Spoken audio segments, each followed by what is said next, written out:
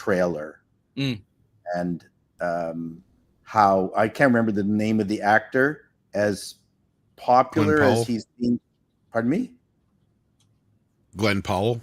Yeah, Glenn Powell. As long as popular as he's being pitched, he's just not of the same star caliber as Pitt or even Schwarzenegger.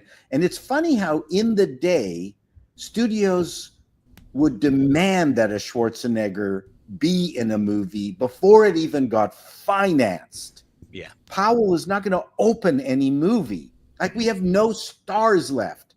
It's just, I think when I saw the Running Man trailer, that's the first thing that popped into my head. There was just so many aspects to it. As much as I like Wright as writer director, the host of the show is not as much fun as that Brit.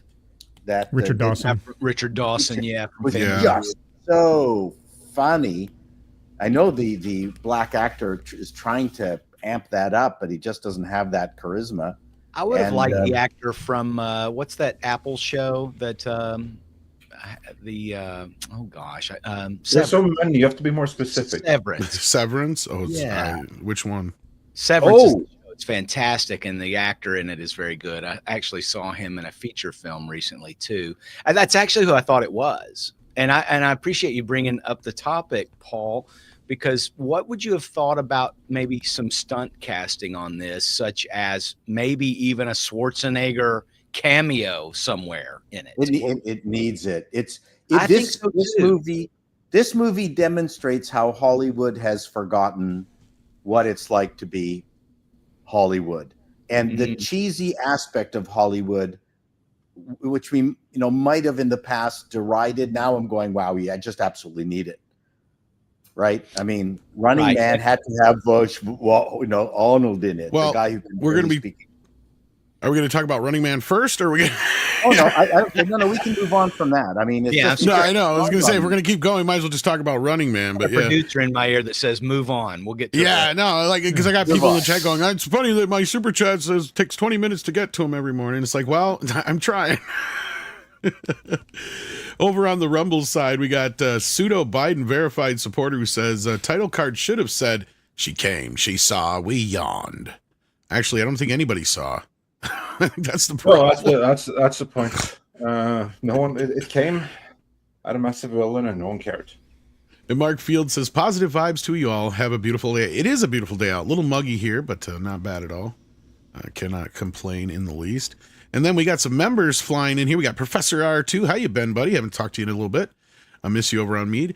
We got Richard the Dungeon Crawler, who's been here for 14 months, and Corleone Rogue, who's been here for 4. And then Dark King says, do a crossover of F1, Fast and Furious, Fantastic Four, call it F Universe or FU for short, summarizes Hollywood's attitude to the public. Oh, totally. Yeah, tell me about it. Then we got Dr. Longdong. We're sending in a £1.99 with a thumbs up to remind you to pound that like button if you have not yet already. And then Professor R2 sends in a $1.99 to say Marvel's DEI hero became a villain origin story. Hello. I think he's talking about Miss Ironheart. Yeah. It's one of the few Marvel properties that they copied the comics almost explicitly. Yeah, she's a villain in the comics. Well, it's because she's horrible. She's a horrible character. Stupid. Marvel, horrible fucking character. Come on, Marvel. Ironheart. Obadiah Stane's son. That's who it is. Yeah, that's crazy. First of all, whose dumbass idea it was to name a character Riri is beyond me, right? Yeah. Like, I've known for years. Ryan Michael Bendis, because he created the character, and there's a whole story there, and there's some issues being worked out there, I think. How about Underwear Stain? That's a heck of a name. Or is Obadiah Stain? I'm sorry. Skid Mark? That's his secret identity is Skid Mark. I love it. They or Mark Skid. I don't know. Yeah. They hurriedly summarized his contribution to the show. It's clear that it's a contracted set of vignettes. The last 3 episodes, they were hurrying to complete it. There's a whole bunch of missing stuff there. Maybe they owed him a solo sequel that's never going to happen, and they Oh, decided. I know what you just did. Well, how much of this is going to tie into Endgame? And this is what I've been wondering, because I haven't watched the show, but Paul, you have. And my curiosity is there's got to be something else about this show that kept it in play besides the DEI bullshit. Like, I buy that to only so far, because we've seen Disney excise plenty of shit so far, and we'll get to that maybe later if we talk about Elio. But is there something in the show that you think might be setting up for Doomsday? Because there's some people speculating that the magic aspect being brought in is going to be part of the Doctor Doom story, and that we might even see Ironheart face off with Doctor Doom. Well, let's get your full review while we're at it first. Let's begin with your review, and then we can get into the larger implications of the series, because you've seen all 6 episodes now, have you not? So first, what's your verdict of the entire series? Let's begin there. Okay, so I do these reviews starting with a green light or not, and then I watch the shows, and then I evaluate at the very end whether I felt I was justified with my green lighting or not. That evaluation, based on the fact that I do it as with my former network hat on, is not necessarily how do you say it? Does it always dovetail with the success of a show? In the end, a network executive does not care if a show is good, only if it's successful. So the ratings, which in the end are the most important aspect of the show. And hold on a second, is the clicking in the back? Not anymore. There was, but it stopped. Sorry, that was my fault. I think I know where it was. We moving rooms. It was not me. I was muted. It was not me. I'm not typing. No, Paul's got noise he can't avoid, so he's moved. I think it was actually in Paul's house. His wife must have been on the computer. That's what it was. Yes. Okay. Obscenity. I'm sitting here blaming Chris or Scribe, and it's you. No, I had to move to it. Sorry about that, folks. So no worries. No worries. The bottom line is that my evaluation stays. That the dismal score and the no to green lighting absolutely remains intact. There is nothing that is particularly redeemable about the show, and it really just got worse with each subsequent episode. Not that it didn't capture a vibe, and it seemed to me that that was all that they were interested in through the dialogue, the way it was directed, from a character perspective. The production values are extremely good in the show, and it looks like they probably had more footage in this episode, and then they chopped it up quickly to reduce it down to 6 episodes, because there's just some I don't know how to describe it, but when the Hood goes and deals with his father is one scene. Okay, that's pretty bizarre. His whole relationship with Stain and him taking over the fact that Stain is a android now or something. He's a robotic human, and Hood manages to take him over. What? And then the whole introduction of magic. Like, this is what I don't understand. Yes, you guys are talking about the fact that it follows along the what the comic books have, but this once again, I'm going to mention that the streamers have no idea what TV needs to have. If that's the entire arc of the comic books, they could have just taken one small segment of it and expanded it out into a TV show with repeatable formats, much like Lucifer. Okay, Lucifer is a very good example that kind of matches up with what the tone of this show, not the ghetto tone, but kind of the fanciful, just on the edge of believability, because Lucifer is the devil's son, and then he's got a brother, an archangel brother, and it has an arc, but it also has daily or each episode has a story, because he helps this female police officer solve a crime using his devil-like powers. So there's nothing like that in any of these streamer shows. I wish they would just get their act together and get back to old style TV. I keep repeating that same theme, but this show is intolerable to watch. The thing is, I've also read about 20 really positive reviews from people who absolutely loved it. Most of the names are like Tashika Jamil. So I'm not going to get into a cultural framework there, cultural comment there, but there are people who love it, and the show is slickly done. I can see why people would like it. I can see why the representation in the show is important, but from a financial perspective, you're trying to hit a small demographic. You're not going to recover your investment in the show. So from a business perspective, I don't know what Disney is thinking. Are they trying to save the world by not trying to make money?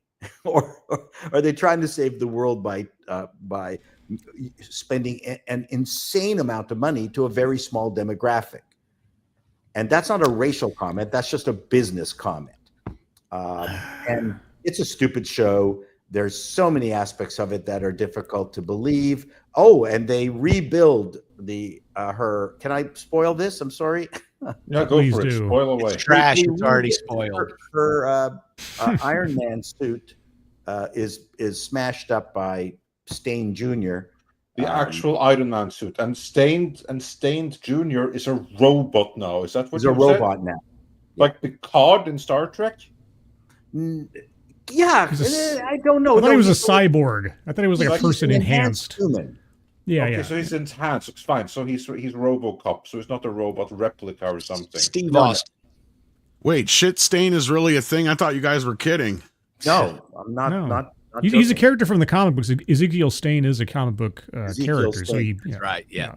But the what was I going to say? And they make a brand new Ironheart suit within a couple of days, a few sleepless nights, by disassembling a 1970 Plymouth Cuda. Oh, is that all? I can't stand that shit. There's levels of improbability that's kind of fun in TV shows, but this is worse than Gilligan's Island in terms of the level of believability that is in it's verisimilitude is really lacking. But reading through the dozens and dozens of reviews that love the show, that is not a problem. It's people love it because of its vibe and its cultural representation. They're so happy to see a show constructed in the way that this show was constructed. So, from that perspective, I think Kevin Feige, hit the mark. And a show does not have to be good to be popular. You take a look at any of the Aaron Spelling shows, right? So good is not necessarily something that you need to shoot for in a TV show. It's a happy accident. Anyways, yeah, it's dumb.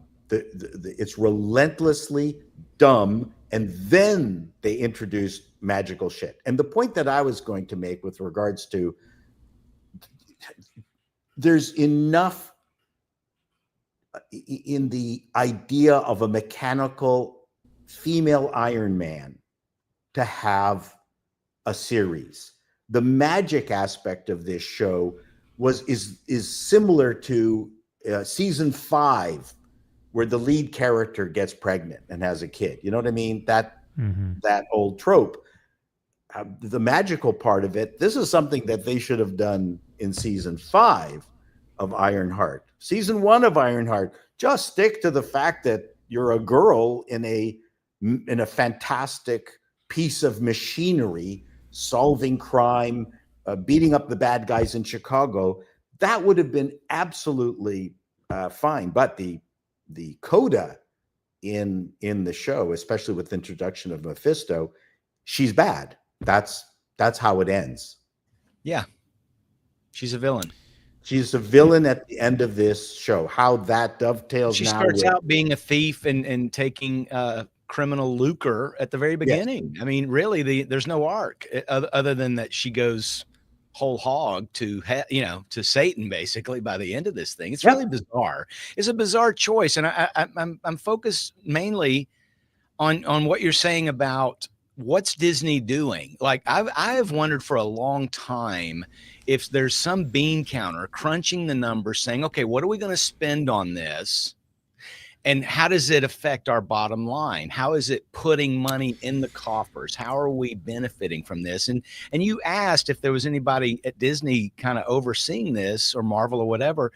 And I think it's just like the Pix Pride people. There may have been, hey, you were going to do this. You have to do this. You can't bail out on this now. You have to do this show because it is a DEI show, period. Well, bottom line. Nobody asked for this character, and it wasn't popular in the comics.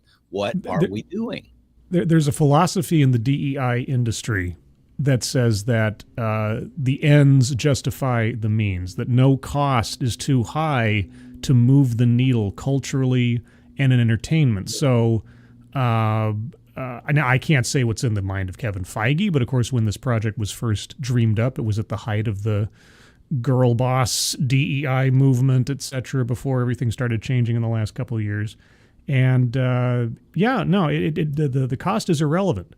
Does it move the needle? Does it improve social justice? Does it change the narrative going forward? That's the calculus, I think.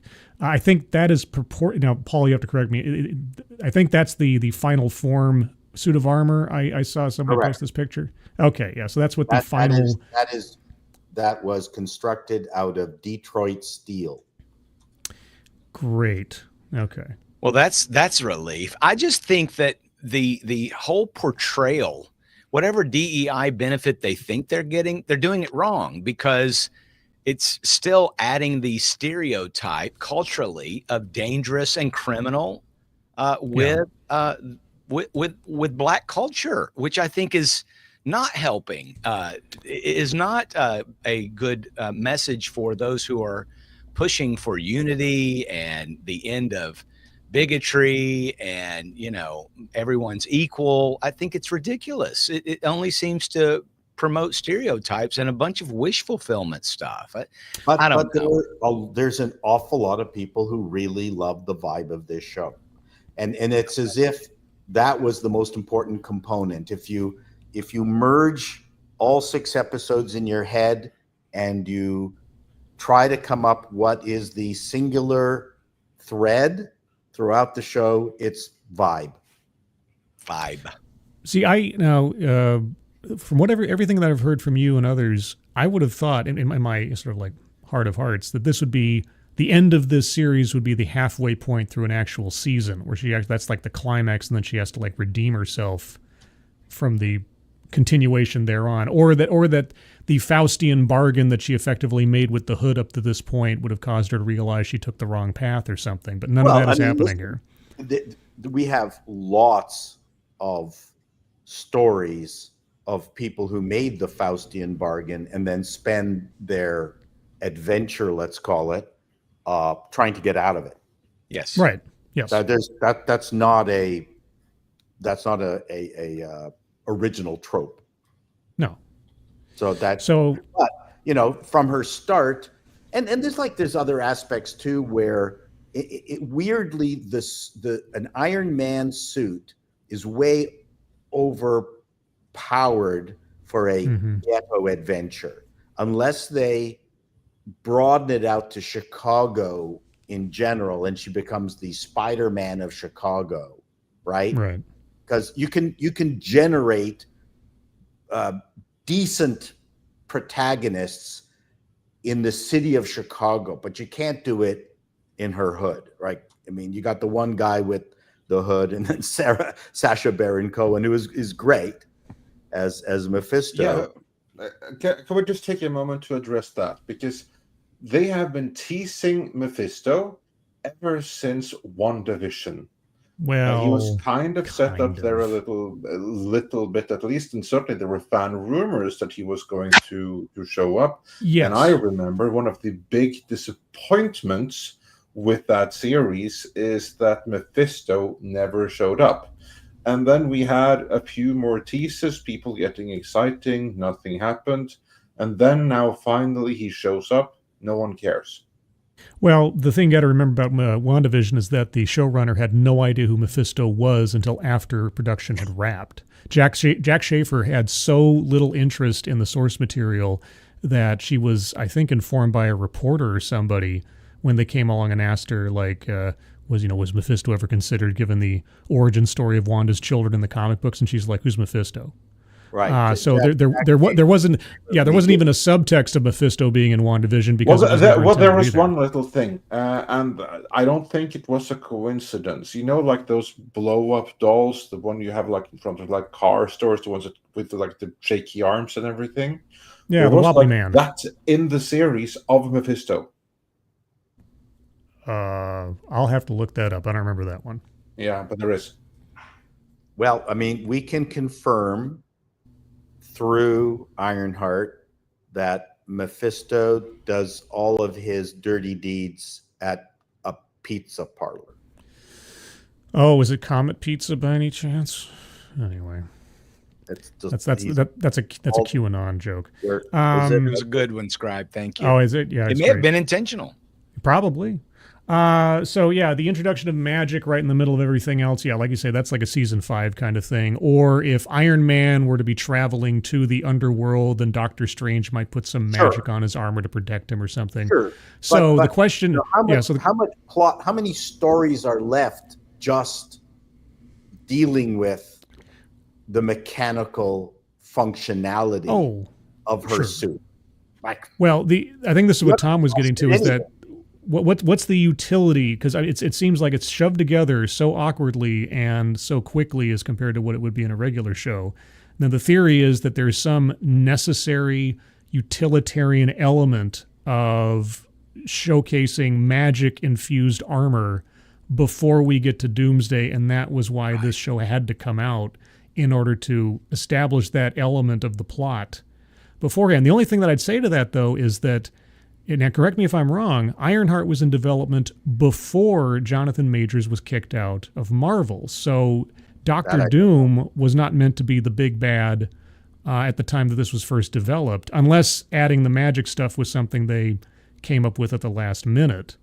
So I don't know if anybody has any thoughts on that one, or if I'm wrong on the timeline. I just want to say one thing about the magic thing, that what Kevin Feige said, and he was right about, is that in the start of the MCU, they tried to match heroes and villains that thematically fit together. So you had Iron Man versus Ironmonger, and he was very explicit that we're not going to mix magic and technology or anything like that at this stage, because it just doesn't jive. But here, what do? They mix magic and technology, doing exactly what they said before they weren't going to do. I just want to say that there is precedent in the comic books of mixing Iron Man with magic, at least in the original rendition of the. But you already have Thor. Oh, I know, but I'm saying as far as like a villain is concerned, one of Iron Man's greatest... but like, I'm sorry, it just feels stupid to introduce another character to use this shit when you already have characters that do. Sorry. Well, this is one of the problems that Marvel has had, and most universes have, is setting the rules for magic and how it works and how it doesn't work and the limitations thereof, and painting themselves not into to a mention corner. Doctor Strange. Sorry, but yeah. I could go on for a long time about what they did with Doctor Strange, but either way, so having a magical opponent against Iron Man isn't unprecedented, but to have effectively this character's or any Iron character's first opponent be a magical character is... Yes, that's my point. Like you say, yes, exactly. My point is that these comic book movies, the original premise should have been to rewind them to somewhat their origins and let the audience experience the unfolding world that we experienced when we were first reading about them. And somehow they decided to ignore 50 years worth of material and just dump them into episode 8,000 or whatever in the comic book, and then move forward and lose an opportunity to have fun with them. I think I'm just trying to understand. It's like there's this activism element that's going on, right? And so in an activism role as a company, you're usually a nonprofit, but they're trying to make a profit at the same time. So, I mean, they're at these conflicting needs, and they're trying to advance this show. And everything we're saying makes sense. And I don't think it's because we're in an echo chamber. I mean, we actually pay attention to the comics and particularly good storytelling. And when you talk about this being a vibe, I mean, that really says it all. Vibe is just surface level. There's nothing there, but it's like walking into the club and it smells good. The people are attractive. The music's not too loud and you're really kind of getting into it. And the drink was flavorful and you were with friends. You may not remember anything else about it, but it was a good vibe. And so there's nothing memorable about this. And I don't even think this show was necessary in any way. You don't even need this. Even if they were going to try to tie this into Dr. Doom and magical armor, you don't need any of that. There's a better way. They could just do it whenever they introduce Doom. They could even do a quick exposition dump about Reed Richards talking about his college roommate and how he just craved power so much he started getting into the occult. Who knows? And then that's your technology and magic. You don't need this character to do that. And it feels like Marvel has gone so far from even understanding what heroism is and what makes a good character. I'm sure Tom could come up with a better idea. And I know, Paul, you certainly could, but it seems to me that this character has this powerful suit. She should have hurt someone in her selfish indulgence of trying to make a lot of money. And then she realizes, oh, wait, I have this great power with this suit. I should be doing good. And now I have this conflict because this person I was friends with is actually a criminal and I can't let them get away with that because they're hurting people. And then in this moment of crisis, when Mephisto makes this deal, you think she's going to make it, but no, she comes up with some clever way I know she's awful. I'm saying, how can we make it better? Yeah. My version is the problem with my version is they would never make that version. Why? Because it actually makes Tony Stark into a decent guy and she actually looks up to Tony Stark. That's the problem, right? And not only that, in my version, she isn't repressed. She isn't, a ghetto, whatever. Right. Raised black person. Because in my version, like I said, actually Tony Stark mentors her and sends her to school and all that kind of business. Like, that's the whole point. Or like, maybe you say can't have that ready for it. She's not ready for this suit yet, and then mentors her. But we already had that with Spider-Man, exactly. Yeah, I know, right? Yeah, I know. A couple things real quick, Chris. You talking about the profit motive and everything else. The problem here is that they imbued the profit motive of an activist with the corporate credit card. And that's what you had happen here. The other thing too, and just as I was thinking about this, is like, if, and we don't know, but if the utility of Ironheart is to establish magically infused armor that can somehow be then taken or used by Dr. Doom, that undercuts the character of Dr. Doom. Dr. Doom is a genius roboticist and scientist, and he's also a master of the occult. They have that established in the books because that's his bloodline, that's his family. His mother was into that stuff, his family line, etc. So for him, if again, this is meant to be what they're going to do with it, if Dr. Doom has to steal the idea or the ability or the knowledge of magically infused armor from an MIT super genius, Dr. Doom looks like a weaker character. Yeah. But that is a problem to them. How? See, that's the problem. No. I get what you're saying. Yeah. We think that we would know that. They don't. They want that. They want the exact opposite of that, right? Oh, I know. Yeah, basically, they want Dr. Doom. He learned to be Dr. Doom from. It's a man stealing a woman's work, guys. It's a man stealing a woman's work. Kind of like in Star Trek Discovery, where you have Spock. Well, he's only the Spock we know and love because Michael Burnham. Michael Burnham fixed him. Because before Michael Burnham, remember in Star Trek Discovery, what is Spock? Well, he's neurodivergent. He has Vulcan epilepsy or whatever the hell it is. Vulcan autism or whatever it is. Well, exactly, something. He has like Vulcan autism, and he's like this nervous wreck and everything. And then it's his human adopted sister who uses her black girl magic to show him the way and teach him to be a Vulcan. Yeah, that's what it sounds like here. What happen is Ironheart is going to be Doctor Doom's protege, and she's going to constantly tell him what a goof up and screw up he is. Oh, I bet Gene Roddenberry, Walt Disney, and Stan Lee are rolling over in their graves at what's being done with some of these characters that they created. Oh man, well, there's a lot of creators that are probably rolling in the grave. Did you see the Cat in the Hat trailer? Oh, I'm yes. sure Dr. Seuss is rolling in his grave right now too. He's like, you put fart jokes in the fucking trailer. You couldn't even wait for the movie. Like, also, just real quick, I was watching that trailer. Derail. No. Real quick, since we're on the subject, I watched that trailer. I thought, okay, so in different, and this isn't spoilers or anything. In different parts of the trailer were completely different animation styles, and so I thought, did they farm pieces of this out to different studios because they couldn't get it all done on one? I have no idea what's going on with this thing. Yeah. It looks cheap as hell. You're not wrong, Scribe. But what we're talking about is the Cat in the Hat, fully animated film that the trailer dropped for yesterday. Which is sad because I love Bill Hader. I do too. He's playing the Cat in the Hat.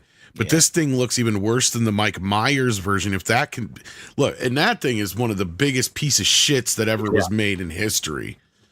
Well, and Hader is so smug. It doesn't really seem like this would be for him. You know, it's almost like making Jack Black in a cartoon, right? Jack Black actually would have been a better Cat in the Hat. And I hate saying that, but like, no, you're not wrong. Because Bill Hader, and this is what sucks, is he used to work with like the guys at South Park and all this other stuff. Yeah.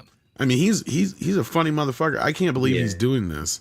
But speaking of funny motherfuckers, Meatballs, the weather meatball scientist thing. Yes. Yeah. Oh yeah. Cloudy with a Chance of Meatballs. Yeah. Yeah, I think he was a part of that. Yeah. Yeah. He was the lead. Yeah. Yeah, and see, that was actually pretty good. But great. That's what I'm saying. This does not look like his brilliance at all. That's my point. Yeah, this looks like Warner Brothers doing that one, right? Not Illumination or which is strange because this is what HBO Max dropped this morning, which I found was hilarious as fuck. Did you guys see this? No. His brands as soon as July 1st. Oh. So long, gay boys.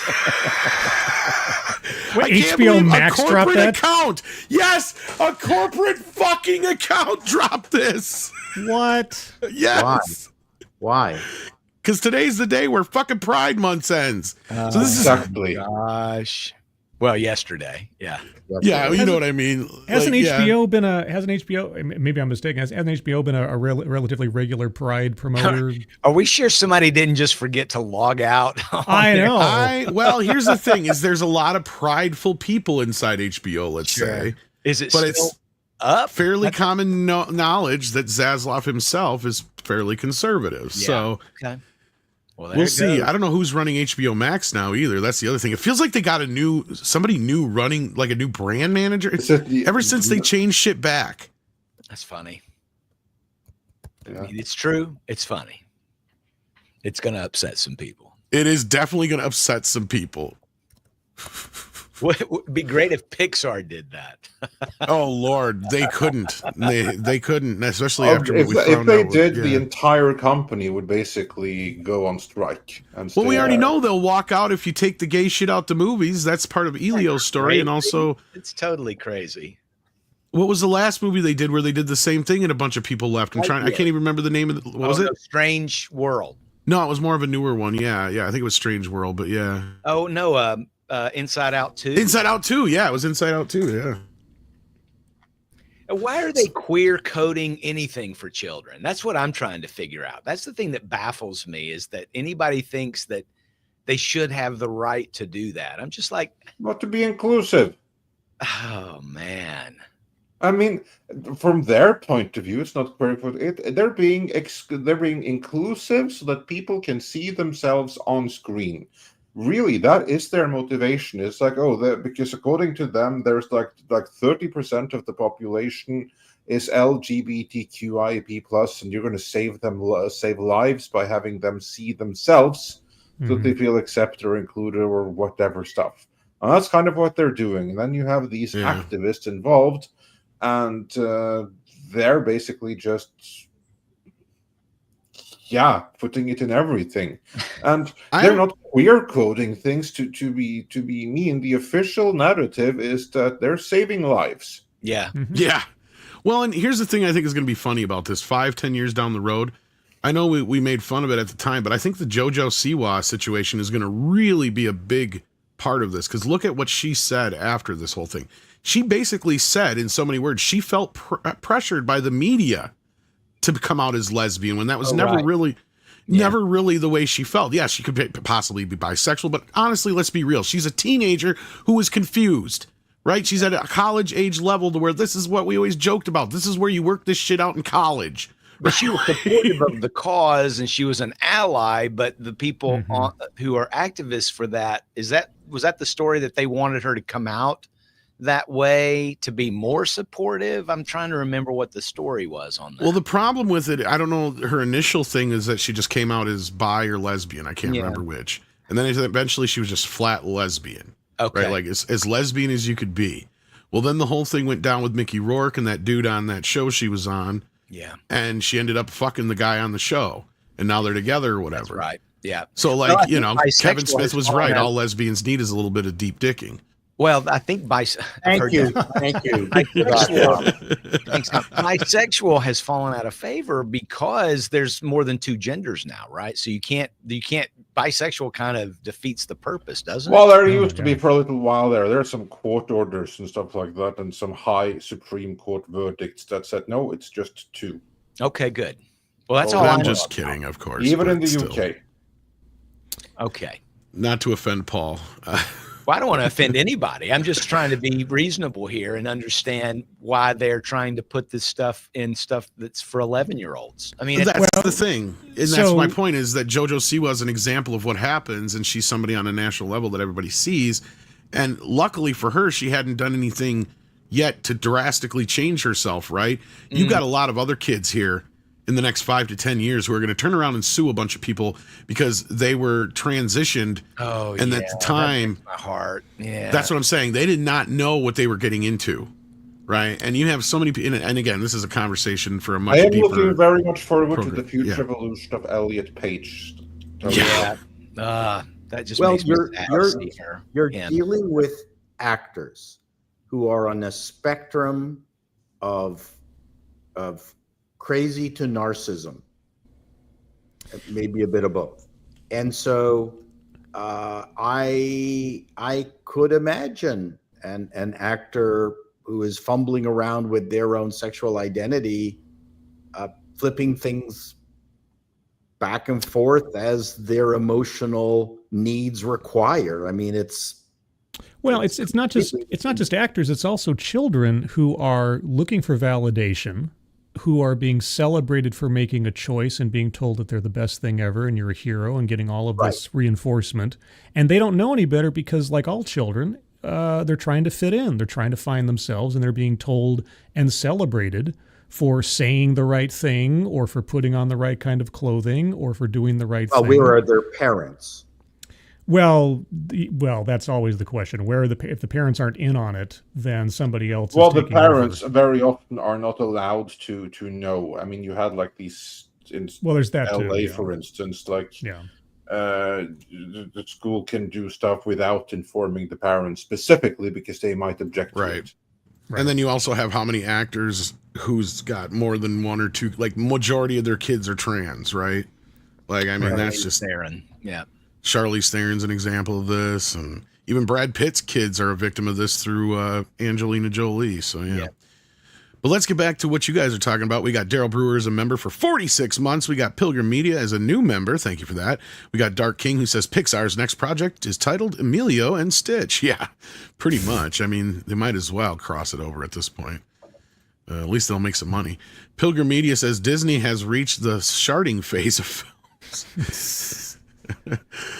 Jaloja. How you doing, Jaloja? Sends in 14 South African rands.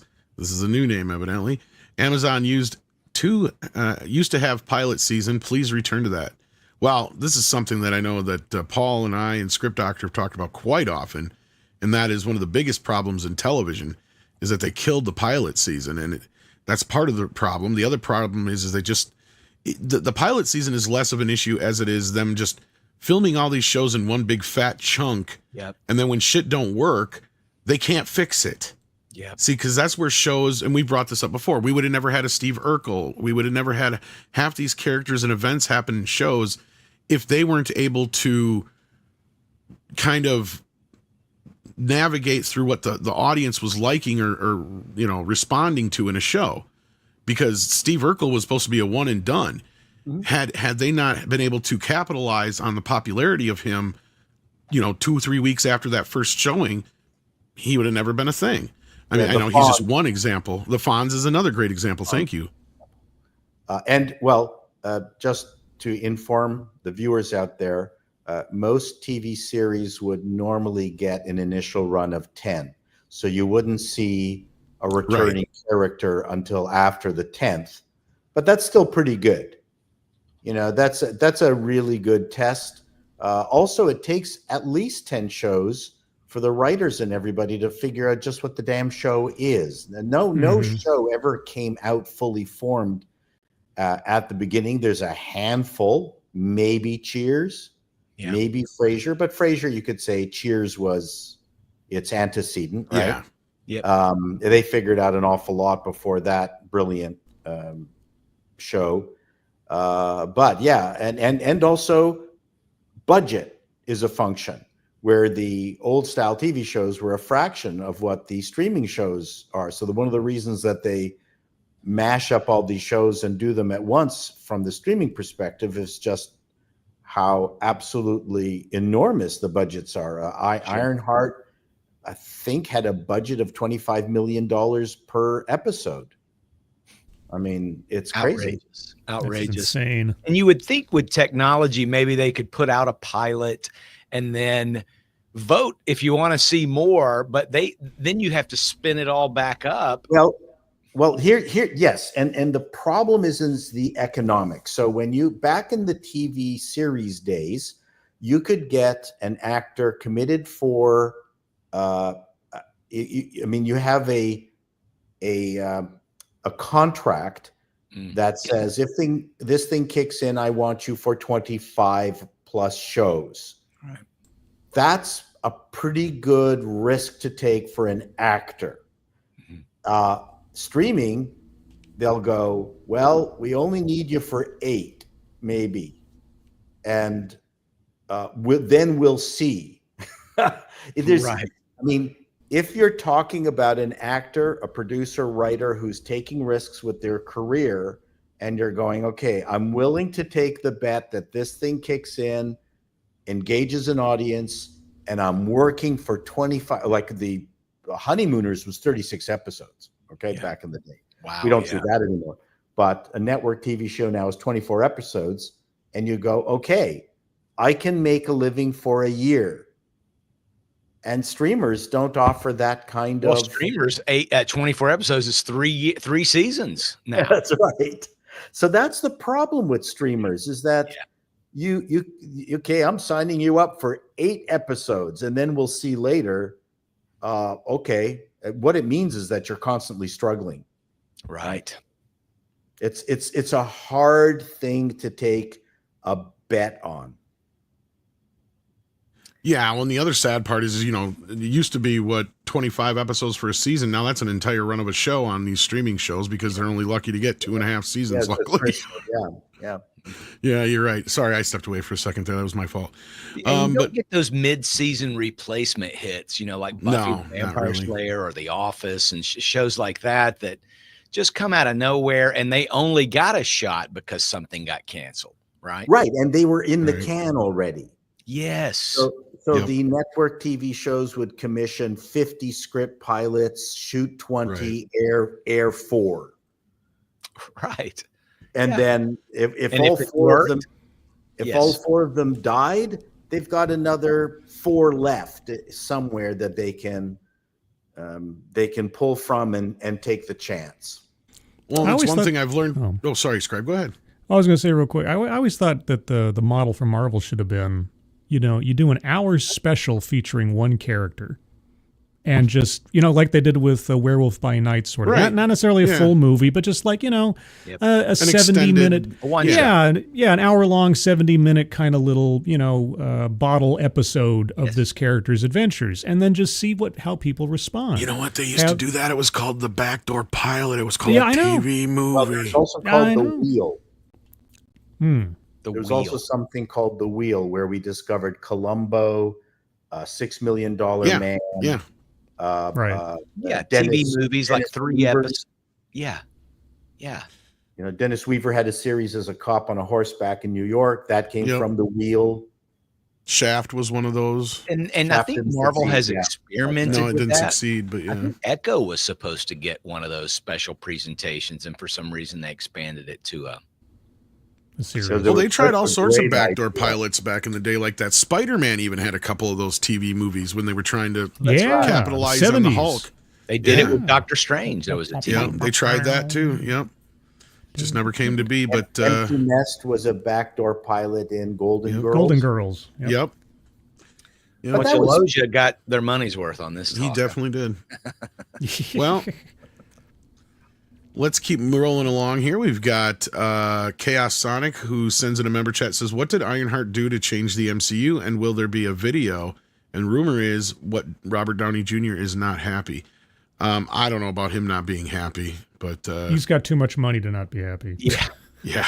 His paychecks are too huge. The dump truck they pulled up to his house to come back as Doctor Doom means RDJ has no right to complain about anything Marvel Not does. just from now that, to he the was end in of that time. video where they were sitting there praising her and, Yes. and how Well, important that was she part of the is. deal. And That was part of the deal. regardless. That's probably what he's not happy with. That he had. That's the funny part. Y'all want to believe that? No. Yeah. No, I I don't think that he has any reason to complain. Of course, No. I mean, he's gonna complain, but no one is going to. He's just as woke as the rest of the motherfuckers because he was just sure. in every one of those goddamn videos, just like every other. I know we want to believe our heroes are these great, wonderful fucking people, but they're not. no. And they remind you that Robert Downey Jr. used to be a fucking drug addict, and he was a low life. Okay, I am compelled to come to his defense. A family member of mine, and his family was significantly supported in a time of crisis by him personally, and so for all of the political or philosophical contradictions, Robert Downey Jr. is, in my book, a true saint of a person. So He may everything be a else great aside. guy, but my point is we have this hero worship syndrome problem. I see No, it I with get so it. many things, with so Oh, many fucking things. You shouldn't idolize people. You can idolize ideas or things that they express, but you're always going to be disappointed by people. I may be because being a people bit are mean flawed. to Robert, but my point is we need to wake up and realize that all these people are not these fucking people we think they are half the time, right? Just like the other side of it, sometimes we got to cut him some slack, like Schwarzenegger, right? Like I've seen a lot of people going after him. It's like he is trying.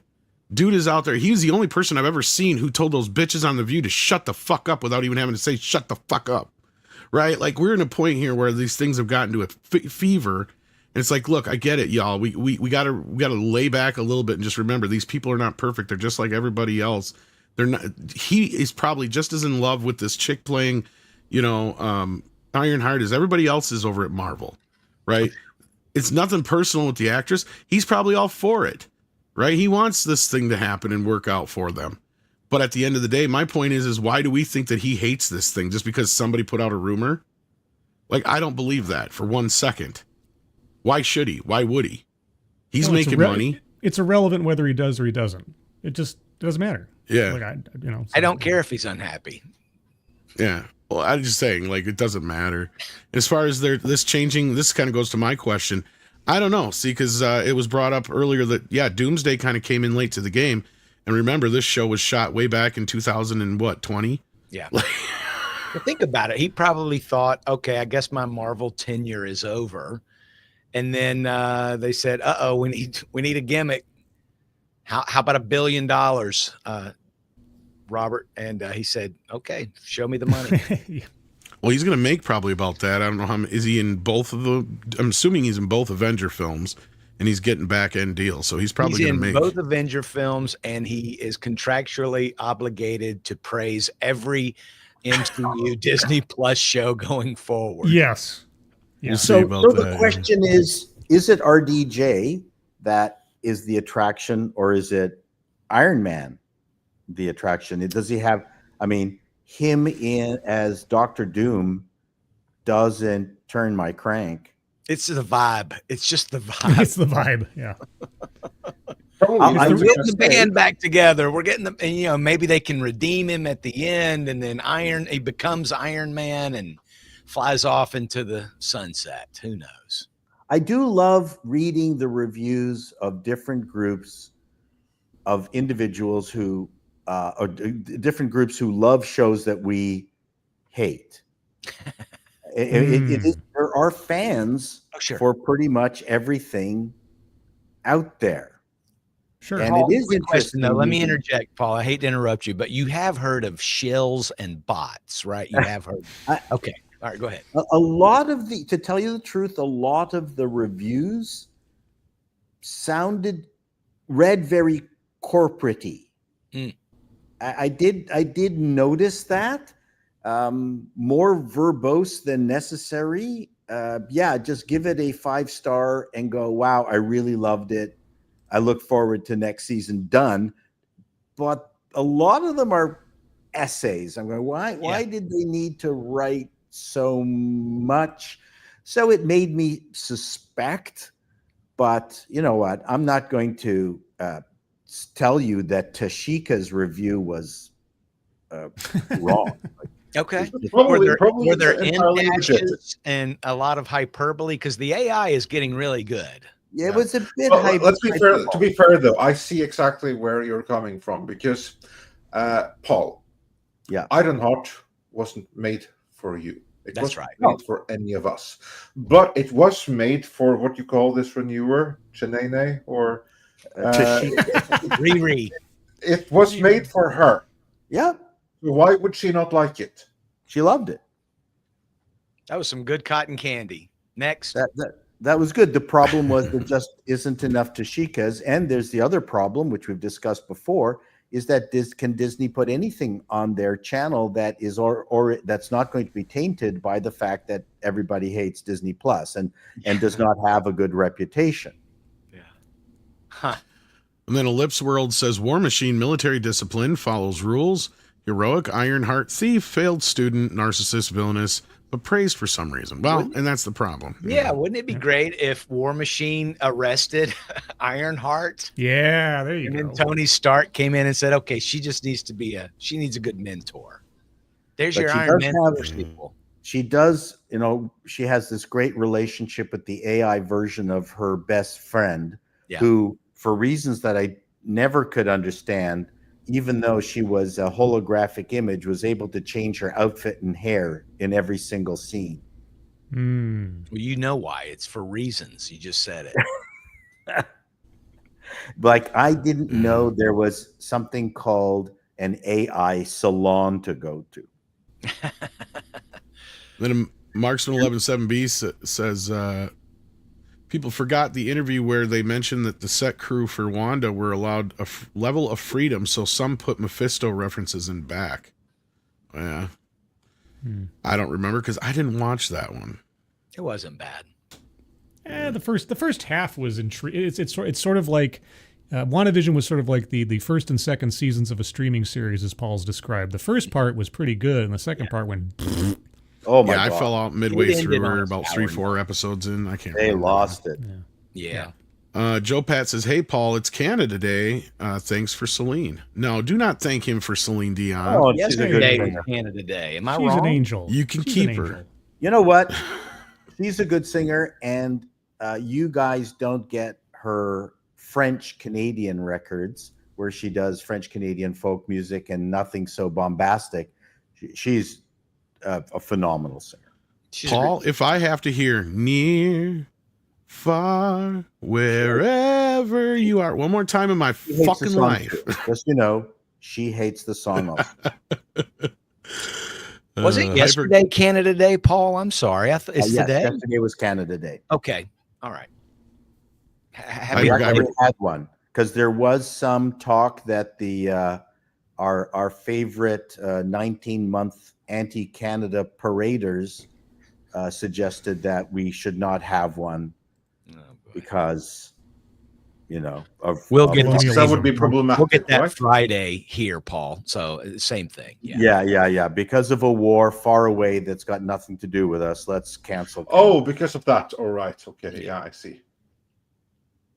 HyperGuyver2 says, Chris, those who cannot reproduce, recruit. This is somewhat true. Okay, groomers. Careful. Kalekioki says, Trump should have squeezed out for more from CBS. Well, he's lucky he kind of got what he got. I was going to say, money is not the issue. No. Capitulation is. Surrender is. Yeah. Surrender is, yes. Yep. Although Joy Reid has ended up on CNN. Oh, she did? Yes. She did, yes. Oh, no. Whoever hired her at CNN needs to be fired. Well, they brought Brian Stelter back. They brought back Brian Stelter. Any day now, I expect them to bring back Chris Cillizza for crying out loud. It'll happen. Sure. Or Cuomo, yeah. And then Fox does the absolute brilliant move of bringing in Brett Cooper. Like that's a genius move. We'll see how that plays out. Anyway, but hiring Joy Reid, holy smoke! Yes. Oh my God. I thought she was exiled to YouTube and Substack, but no, gosh, CNN hired her. She failed at that. Yeah. And Sabretooth Raptor says, new show, Mr. Bill on Mr. Bean takes on the MCU. Oh no! It would be sadly funny if diminished. Superman and F4 get smurfed by JP Rebirth. Rip. I know there's some Jurassic Park fans that really have this fantasy of this happening. I know you guys do. And I'm not going to say it's not going to work out for you, but frankly, I see Superman just kind of taking the win this summer, but we'll see. You should take the crown. Use them of that coping mechanism, Tom. I don't want to. Okay. I mean, I get enough shit from them, but they're not as mean as the Snyder fans. That's true. Yeah. I mean, they're passionate, and they don't get personal like the Snyder fans do. See, that's the other thing is I don't care. You can defend your fandom all you want, especially if I don't like it. But if you get personal, that's when I get pissy. Go One for One says low effort donation. I have to make some presents. Well, thank you. Go One for One. Oh, we appreciate that. It's not very low effort at all. And then Jesus Davila just sends in $20, doesn't say a word. Eclipse Warlord says, how many people went to see a movie just for Robert Downey Jr.? Nobody went to see any movie ever just for Robert Downey Jr. This is what I keep. Maybe the Sherlock Holmes. Maybe. Or maybe Law. I don't know. No, I'll give you that one because nobody cared about Sherlock at that point. Right. And they were only going because he was huge because of Iron Man. But that is like the most he was able to spin that because every other thing he's done since then has failed miserably. And Doolittle, I think, is proof of that. Yeah. Oppenheimer did okay. Yeah, but he was he was like I'm not even counting those kind of roles where he's like a backup. Well, Paul, to raise your point, how many weren't going to see Oppenheimer anyway and were convinced that, but RDJ is in the movie. Yeah. So I wasn't going, but just because he's in it, I'm now going. I think that that number of people you can probably count on one hand. The only movie pre-Iron Man where I could see somebody saying, yes, I went to see it because of Robert Downey Jr. is what, Less Than Zero? Yes. That movie, his drug use movie where he was like indie movie. Yeah. So much, Andre, that when I saw the movie for the first time, I was surprised he was in it. Yeah. Yeah, he's such a character actor. Wasn't he in Weird Science? Wasn't that one of his? Yeah, but it's a very bit role in Weird Science. That's what I'm saying. He did a bunch of John Hughes things here and there. He was in Back to School. He was always like the second or third best friend. And then he did Less Than Zero and a couple other things. But Chaplin was like his most successful thing he had. But that again, here we got something that was being sold on. It was a biopic of Chaplin, right? Not so much that it was Robert Downey Jr. starring in, yeah. Right? So, Well, But again, what and I'm not about trying Heart to and dump on Souls? him. Heart and Soul. Heart and Soul, man. they tried to do, but it failed. And I love that film. Really? I will defend it up and down. But I agree with you, Scribe. And it's not like I hate Robert Downey Jr. at all. I was just trying to get over this hero worship thing earlier too, just so people know. But yeah, especially when it comes to like George Lucas, that's the one, and Zack Snyder and those kind of people. It's like, come on. Kalekioki gifted a membership. Thank you. Max Relax is a member for 45 freaking months. That's a long time. Awesome. Then Lester Skeptic Tank Obsessions sends in a member chat and says, the sublime can be elusive, but especially for Chato. Are acting schools not teaching properly nowadays, or somehow the gene pool hasn't produced exceptional acting talent and screen grabbers? Well, before Paul takes this, I got to say, there is not a single actor in the world who's ever been a good actor just because of acting school. They got there because of they had that special jelly or whatever it is that Chato talks about. So go ahead and take it. The royal jelly. Thank you. And there's not a single actor that becomes a a major star without a singularly unique vehicle that launches them there. You have to have that movie, that one movie, then you follow it up with something else that solidifies your stardom and makes you bankable. It's just the way the system works. They're not making movies that turn people into stars. It's tough both ways. Well, not only do you have to have the vehicle, but you have to be able to bank on that momentum into the next project. Right. So, for instance, I love the lead actress in Companion. Companion wasn't going to launch her into the stratosphere, but I think it did a pretty good job of giving her a boost. Now, what she does next, I think, is will tell us where she's going to end up. Wednesday, what's her name? Jenna Ortega. Jenna Ortega, yeah. Jenna Ortega seems to be on some kind of trajectory, mainly from Wednesday. Anya Taylor-Joy got her boost from Queen's Gambit and has done some things with it. But on the other hand, I'm thinking, what movies out there are launching people's careers? So you tell me, just briefly, can you list movies from any era, I don't care, that clearly launched an actor? Well, Sylvester Stallone, Rocky, but Top Gun. Well, we could sit here all day, but actually that kind of segues nicely into our next topic. But no, like Sylvester Stallone's a good answer. Tom Cruise is a good answer. Sure. Will Smith with Independence Day, even though he had done a few other things, Independence Day was what really put him on the map. Yeah, I agree. Arnold Schwarzenegger between Conan and Terminator. Just real quick while we're on it before we shift gears, I was thinking back to what we were saying about the Running Man earlier, which is what we're going to talk about right now. Yeah. Oh, well, I'll just say that was my segue, actually. Yeah. Glenn Powell is. Yeah. He kind of reminds me of the James Franciscus. Do you guys remember James Franciscus? Oh my gosh, yes. Yep. So he's kind of the Charlton Heston replacement. So he's of that caliber. And James Franciscus was a fine actor, good-looking guy, but just didn't have that star royal jelly or whatever it is that we're talking about that somebody like a Charlton Heston did, or that a Schwarzenegger has. Not comparing Heston and Schwarzenegger, but Glenn Powell's a decent actor and he's a good-looking guy. It's just, I think it needs more than him and Stephen King's name on this to make this a hit. And Edgar Wright, who I also think is a fantastic director. It might even be a fun movie. I just don't know if they are. They're not making Ben-Hur anymore. They're not making, Peter O'Toole in Lawrence of Arabia. I mean, that was a starring role from what was it, from To Sir with Love? Yeah. That was Poitier. That was Sidney Poitier, right? That was just a phenomenal, emotional movie. I think that launched his career, made him a superstar. Lulu. Don't forget Heat of the Night, though. Pardon me, what? Don't forget Heat of the Night with Sidney. I don't know. I think that was I don't know before. which came first, but yes. No, that yes. was pretty much. I'm pretty sure it was before. Yeah. And The Man Who Came to Dinner. They're just Guess not who's coming to making- dinner? Yeah. Didn't they're he just- direct a lot of movies though? Yes, he did. Yeah. But no, like here's the thing with Glenn Powell. And here's my thing with remakes, and this is my thing on this thing, is I'm not against remakes or readaptations. And Glenn Powell is the kind of guy that I could see becoming a movie star, but I think this is like 2 or 3 movies too soon for him to do this. Because you're stepping in for Schwarzenegger. Yeah. Right? You have to be somebody who's on that level. That's the problem that Colin Farrell had with his Total Recall remake, other than it was a piece of shit. Yep. Right?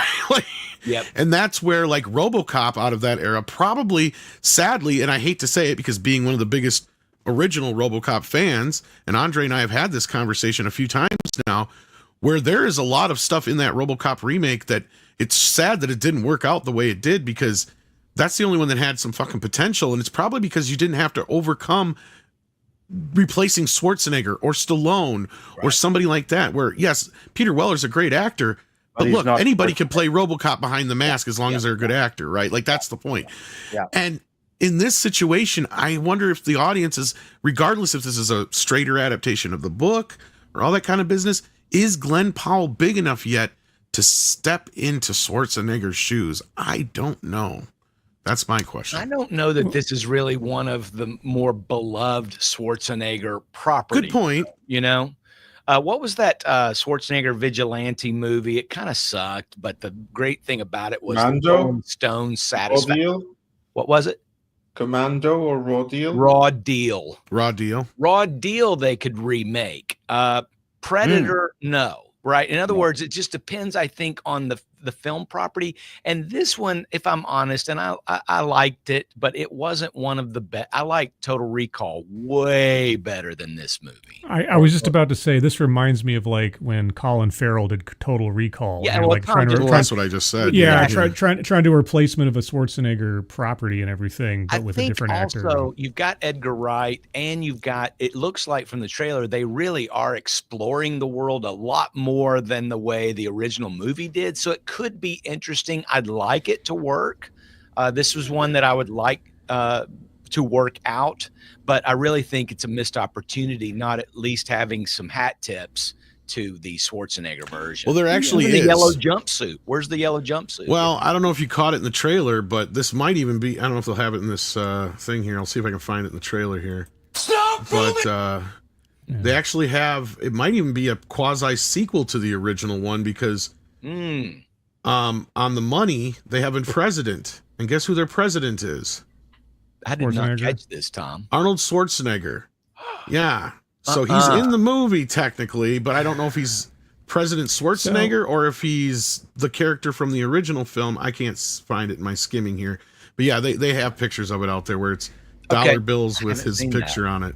Yeah. So well, I hope that's not the, and I do see a yellow suit thumbnail down there. Well, I think that's just Schwarzenegger from the original. Yeah. With Richard Dawson. Whoa. This is that great scene where he goes, "I'll be back," and he's only in reruns.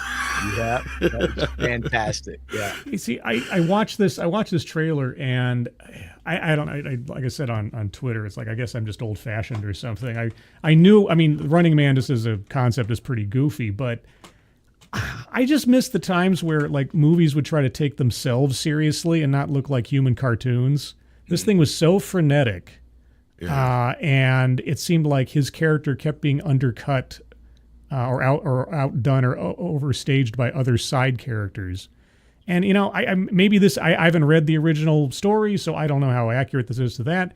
But the idea of him running through the entire world and everybody chasing him seems to dilute the fun of it being a game show with like signature characters and opponents and things. And well, there it was almost this takes movie, it to another level, yeah. Yeah, well, there's this movie from 2020 called The Hunt, which was almost the exact same concept, where you have this group of people dropped in the middle of nowhere, they don't know who's what and everything else, and everybody's trying to take them down.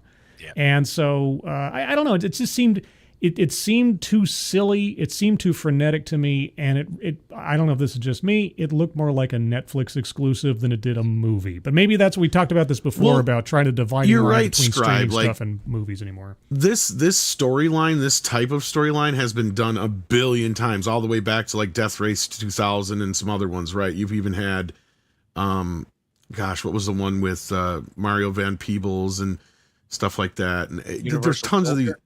No. Where it's like not Hard Target, but it's something along those lines, like Escape or something like that. Where there was just a shit ton of these movies that came out in the mid 90s, where it's this whole idea of the ultimate prey, right? Like these rich guys trying to hunt a guy or somebody's. So again, like, why remake this when you could just do something along those lines? I guess is my next question: is why would you just try to come up with something more original as a vehicle for Clint Powell? Because I think he's on that cusp. He's one of these few guys who has that thing about him that people recognize him. People like him. They really liked him in Twisters. He's likable. Yeah. It could be an Edgar Wright sort of project where it's just like he wanted to do it and he can make those moves to get to be true. And it's not like every single Stephen King story has been off limits, right? They've remade almost every one of them now. It does feel a lot like that Statham property Crank in its frenetic sort of business. Yeah, a little bit of that. Yeah. It meets Purge, because it is sort of this globally, they're all hunting him, which it also felt like it explored a couple of ideas about being blacklisted and cancel culture and being censored. There may be some of that in here too that they could explore, sort of this dystopian police state that we could live in, that you would get debanked and everything else. I don't know. I mean, there's some elements here where maybe it could be fun. I don't know. Maybe I'm reminded me of it as well. It also gave me some Death Race 2000 associations. Yeah. That's what I said. Yeah. That's the one I was trying to think of too, is Surviving the Game. There's a bunch of them like this. Yeah. Well, Surviving the Game was great. Remakes are the thing. It's tiresome. You're right. You're rarely going to become a star trying to eclipse a Schwarzenegger, film, right? That's because you're always going to be compared to his performance, even if it's cheesy, because he's a star. He's a genuine star. Keanu Reeves not help The Day the Earth Stood Still, that horrific remake.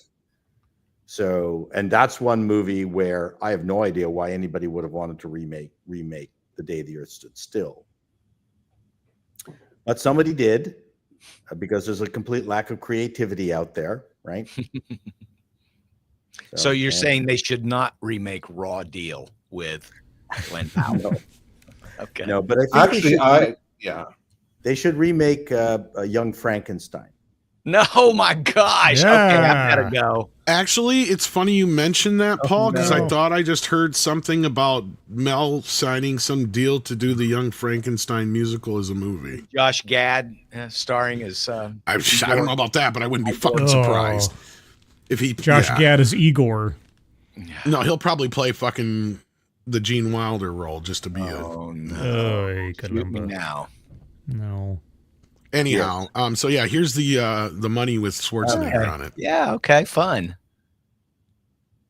So look, it has a little potential, and again, I agree with you guys on the this isn't a Total Recall level movie to where that was a huge mistake. Yeah. Huge mistake to try and have Colin Farrell step into that role. Why did they think Colin Farrell was the right person for that role? Oh, I can explain that, because in their mind, they weren't doing a remake. They were doing a brand new adaptation of the original source material that was going to stand on its own, because it wasn't even on the planet of Mars. They introduced this brand new concept of this elevator through the planet and everything. And I really wish they hadn't done that, because they should have built a whole separate original property around that. Yeah. Because it was such a brilliant concept. It was. No, they blew it. And Colin plays, in my mind, a better villain, even though Fright Night's remake was kind of terrible. I just don't see Colin as a heroic leading man. No, either a villain or an anti-hero kind of thing. There's this. I think there's an excellent trailer out there for a movie Colin Farrell never did, because the trailer is so not representative of the film that it belongs to, that I get, every time I see the trailer, I get more excited about that than the actual film when you watch. It's called Dead Man Down. And the trailer sets up this scenario that's like, wow, that's really cool looking. Then you watch the movie, it's like nothing like it. The twists and the turns completely undercut everything that was implied in the trailer. So if you want to see an amazing trailer, look up Dead Man Down, the first trailer with Colin Farrell and Terrence Stamp. Terrence Stamp. Wow. The first roadie. Why did I forget his name all of a sudden? From before he was recast. Terrence Howard. Terrence Howard, pardon me. Terrence Howard. Not Terrence Howard, Stamp. not Yeah, Stamp. not Terrence Stamp. Yeah, no, Terrence Stamp. No, that Much the limey. different Terrence. Yeah, Terrence Stamp, go watch The Limey. But yeah, no, Dead Man Down. Amen to the limey. Yes. Yeah, Limey's great. The soundtrack's amazing. Anyway. Now I want to see a movie with Terrence Stamp and Terrence Howard. There you go. Flat Earth. Yeah. Yeah. Guys, I'm sorry. I need to dip out, so I'm going to No problem. All right. Well, thanks for being here, Chris. Thanks, everybody. Bye, Thanks, Chris. Take care of yourself. All right, we got at least one or two more stories here before we go. Let's we did have a super chat from earlier. I think we missed, Andre, that kind of had to do with one of the things I know we wanted to touch on. I was trying to find it here. It was about Diddy. Oh yes. Jaloja sent us in 14 South African rands. So for some reason it didn't show up in my reserves, but said Diddy got off diddling. Diddy wrong. Well, Yeah. I have thoughts on why mostly he got did. off a little light, but go ahead, Andre. Yeah. Well, I want to hear what the rest of you guys say before I give my reason for why I think he got off, which some might say, if you have something to hide, might accuse of being conspiratorial. But let's hear what the rest of you have to say. Well, I always thought obviously we didn't get to watch the case directly. It was all sort of like, reports outside and all, but the first charge, the RICO charge, is always going to be the most complex, just because there's so many boxes you have to check with trying to prove a racketeering case, that I always thought that might be a bit too beyond. Everything else on the charges list, I thought, it felt to me like what I was hearing out of the court, that the prosecution did a pretty good job setting up the foundation for all the other charges. So I was honestly very surprised that he was found not guilty on as many as he did, because I thought, especially the Cassandra, the Cassie part of the case seemed fairly well established, but you never know what juries are going to do. So now he faces up, depending the two charges, if he's sentenced concurrently, up to 10 years, probably less. If it's consecutive, it could be more, but I guess we'll find out. Paul, anything to you guys, I'm listening to you, and what I'm getting from you is the explanation that I didn't understand earlier, is that I saw some note that he was the jury had decided on 4 out of the 5 charges, and they're still debating, or did it come out that he's now off 4 out of the 5? That's done? Yeah. So yesterday the jury came back to the judge and said, we've reached a verdict on 4 of the 5 charges. The racketeering charge number 1, they were deadlocked at that point. They said at the time that there was some element, some number of the jurors, it could have been 1 versus 11, it could have been 6 versus 6, were at least at that point effectively intractable on moving on the decision. So she said, go back and work on it. They came back this morning, and I guess they decided. Yeah, I think the judge kind of fucked this up, and I think that because then the jury did not understand what they were supposed to do, from what I was gathering. It's possible. And I think the judge really was kind of obtuse in the way they just said, go back and come up with, and they didn't even give them any specific instructions after that. And it's like, that was my point, is I feel like they did not know what they were actually doing in there. here's the thing. It's the jury's responsibility that if they have a question on a matter of law or on the facts of the case to ask those questions. They did, and that was what I'm saying. And the judge was like, "No, fuck you, go back and figure it out."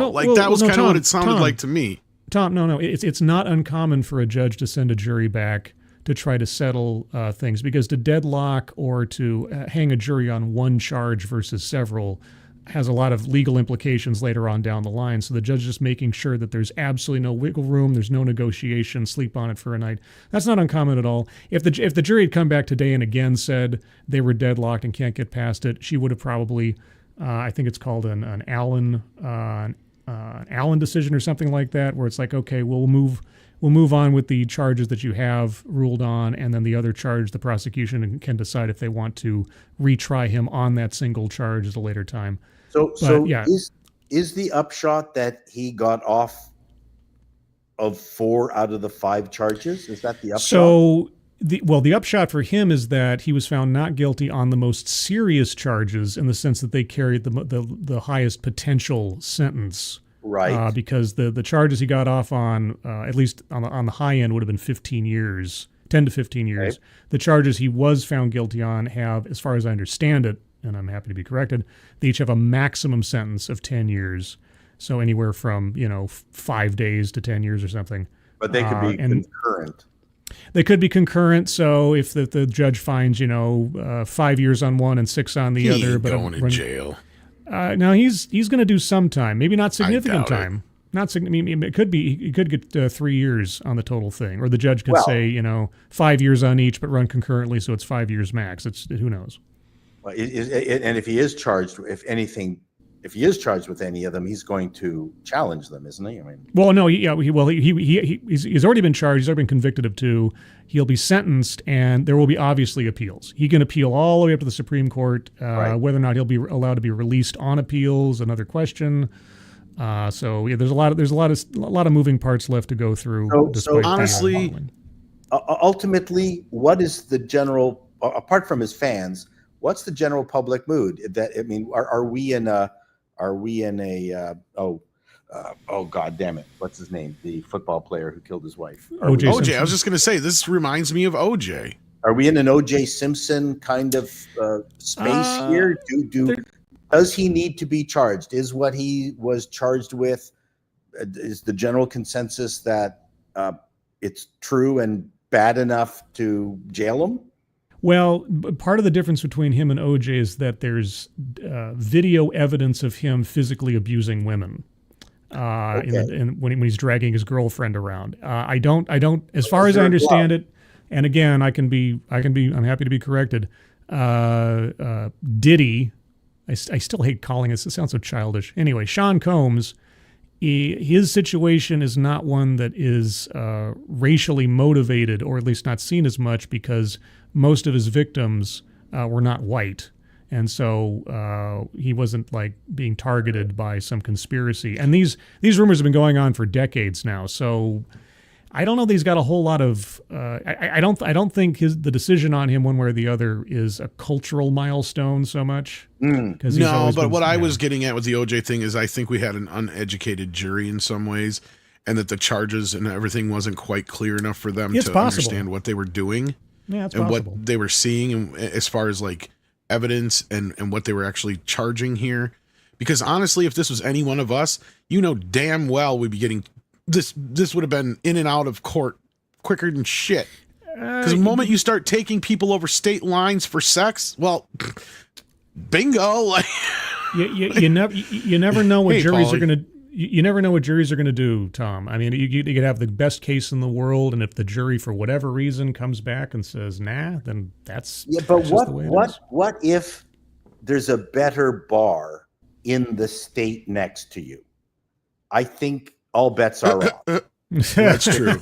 You know what? If the bar, like here in Canada, the bars would close in Ontario early, and people would go, on the other side of the Ottawa River, right into Quebec and party till the morning, right? So, I mean, you shouldn't be charged for that. Yeah. Well, I mean, look, at the end of the day, I think a large majority of the people know he's guilty of a lot of this shit. I think his career is pretty much done. Do I think he's going to really serve any major time? No. He might go for a little bit, like Scribe said, but I don't think it. I think, like R2 said in the chat, I think it's going to get suspended. And yeah, I will miss him traveling on, riding on a motorcycle with a nude woman singing a song. I think that we're all going to miss that. Not really. The naked woman is the thing we'll miss the most, Paul. Yeah, That's about it. That Kardashian video was a shock. I mean, at the end of the day, is anybody really shocked by this outcome? No. I think everybody kind of figured it was going to turn out to be something. I'm a bit disappointed, though, because what I was about to say is that remember that they teased that there were so many celebrities included in these parties. Where'd that all go? Note how we never heard anything about that again. And I don't. Yeah, because they didn't want to be a part of it. That's why. Yeah, well, I think it's very strategic that this most serious charge, the one that would have involved other people, and who knows how many others, even beyond the realm of entertainment, that just went away. Well, you could also see this as a bellwether by the prosecution as to whether or not it would be worth pursuing further charges against others that may have been involved, depending on how this one went. Because if he's at the top and you can show that there was enough guilt there, then you could start moving downward the chain. Or so there's nothing that says there aren't other charges to be had by other celebrities or anybody else if they have the proof. And that's the only thing, is do they have the evidence? Do they have the testimony? Because, a lot of code of silence around these kind of things because of Hollywood and elsewise we've seen before. So, well, this is very much like the Weinstein situation, if you ask me, in a lot of ways. Yep. So, yeah, there's a lot of skeletons in the closet, a lot of money involved, reputations and careers and everything else, and Well, and Kareen says, Tom, he was charged for that. Rico wasn't proven. Girls went along with him and were paid. I think the outcome was fair. That may be true, but wasn't there a question of some of these girls being underage? That was the other thing that kind of bothered me more so. Like, I ain't talking about the adult women. They make their own decisions, but like, if you want to get sucked into Diddy's bullshit, that's up to you. But the other thing I was talking about was there were some girls that they'd mentioned that were underage. But again, another thing that just kind of disappeared, like Andre said, as the trial went on, these things never came up again. So I think there's a lot of unanswered questions here. At the end of the day, his career's over. A lot of people are not going to trust him again. So that being said, unless there's anything more to say on it, I think we can kind of move on. Yeah. We got Go One for One. Paulie have anything you want to say? Yeah, about Paulie. Since you're I didn't think he did. Go One. He would have had he said something to say. He backed out for a bit there. Go One for One says Disney is just anti-values and anti-intellectualism. Well, there's something to that. We're going to get to that's our big final story of the day here. Mr. Tickle Trump says you should only remake bad movies, Script Doctor. Well, there's something to that. Ram Bam 3000 says they should try to adapting some of the short stories in William Gibson's Burning Chrome. They'd be great for Netflix one-shots. Oh, well, the Neuromancer series is still in production at Apple, which is something that's been in production hell for decades. Didn't they just drop a trailer for that or something? If they did, I have not seen it, but I've been morbidly curious to know how that's going to turn out, given how long it's taken to get there, and the fact that a lot of stuff that Gibson introduced in Neuromancer has, in some ways, effectively come true anyway. So it wouldn't really be sci-fi anymore, or it hasn't been done to death in other movies and elsewise since then. With it dropped 4 hours ago in Comic Book Movie. I'll put the link here. What did? I knew I saw something. Neuromancer. Put in. It's in the private chat right now. Oh, thanks. Was right off screen. I'll take a look. I mean, there you go. Hollywood's been remaking itself since 1919. Yeah, since forever. Like, that's what I was kind of saying, Paul. He's like, I'm not against remakes. It's just that if you're going to do them, you got to be able to make it worthwhile. And some of the best remakes come along because you have an actor who fits something so perfectly instead of the other way around. See, they're banking on the name, right? Like that's the thing. Instead of the actor being in a vehicle, like that's what Paul was talking about, is you need to have the proper vehicle. And then also Wesley over on the Rumble side points out, as I was saying, we've seen so many of these different kind of movies. They could have just come up with something original, because like he says here, they just remade Running Man a few years ago. It was called Hunger Games. So yeah, and really, Running Man is just kind of a new take on Death Race 2000. So like, yeah, these all kind of go, and I'm sure there was a movie before that or a Twilight Zone episode that was probably similar, and that's usually where these things are based in. Yeah. Okay, so I watched the teaser. There's nothing. It just gives you a little Easter egg of one of the settings of the first chapter of the book. There you go. But they had some production photos. You could even say the Fugitive is of that. Yeah. Yeah, the Running Man. The Fugitive. Yeah, I mean, it's the same thing. Running Man has rollerball kind of vibes. There was that movie too. There you go. That's another one. Yeah. See, there's tons of these kind of movies. Yeah.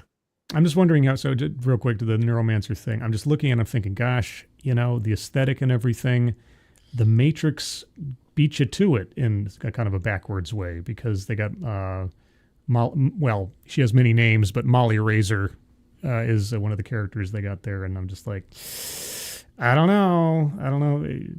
I need to see more. I need to see more than just that teaser. That teaser is basically just an Easter egg. So, and Edgar Wright's last movie about the '60s dance thing, that was a weird. Oh, that was a movie. What was that? Although his Baby Driver was good. Baby Driver was good, yeah. Well, we're losing Paul here. So before we lose Paul, I want to get his reaction to this because it's television related. Matt and Trey, they even put out a statement on this. They pushed back South Park season 2 for 2 weeks, and they've been speaking out on this quite a bit because they said that this merger is a fucking shit show. And they're in the process of possibly suing Paramount. I don't know if you've been following this at all, but yeah. So what's your reaction to the merger, all what's going on over there at Paramount, and the possibility of Trey and Matt even suing the company that technically owns them? Well, the Shadow Dance or whatever, right, is buying Paramount. Skydance, yep. Skydance. They've got to fulfill the contracts that Paramount has signed. They don't really have much choice. Well, there's a little. You may not be up to speed with everything, so I can understand that. Like, so here's the thing: there was an episode they did for Paramount for their little specials they were doing for Paramount called Streaming Wars, and in that Streaming Wars episode, they break down basically what we're seeing in real time happening here, because they knew then that what Paramount was pulling was some underhanded bullshit. Because HBO Max actually had the exclusive rights to South Park until this year, right? And to get around that, what Paramount did is they claimed they were going to have them making movies in quotations for Paramount Plus, so they wouldn't technically count as actual episodes. But the way Trey and Matt seen it, and the way they were making these shows, is that was their season, basically, their de facto seasons. So in this whole thing that's going on now, and then when the deal came up with HBO Max, they're claiming that Paramount basically inserted themselves and took over the license without allowing them to shop it around, basically. Because Matt and Trey own a big portion of South Park, and in their contracts, they have the right to shop the show around for syndication.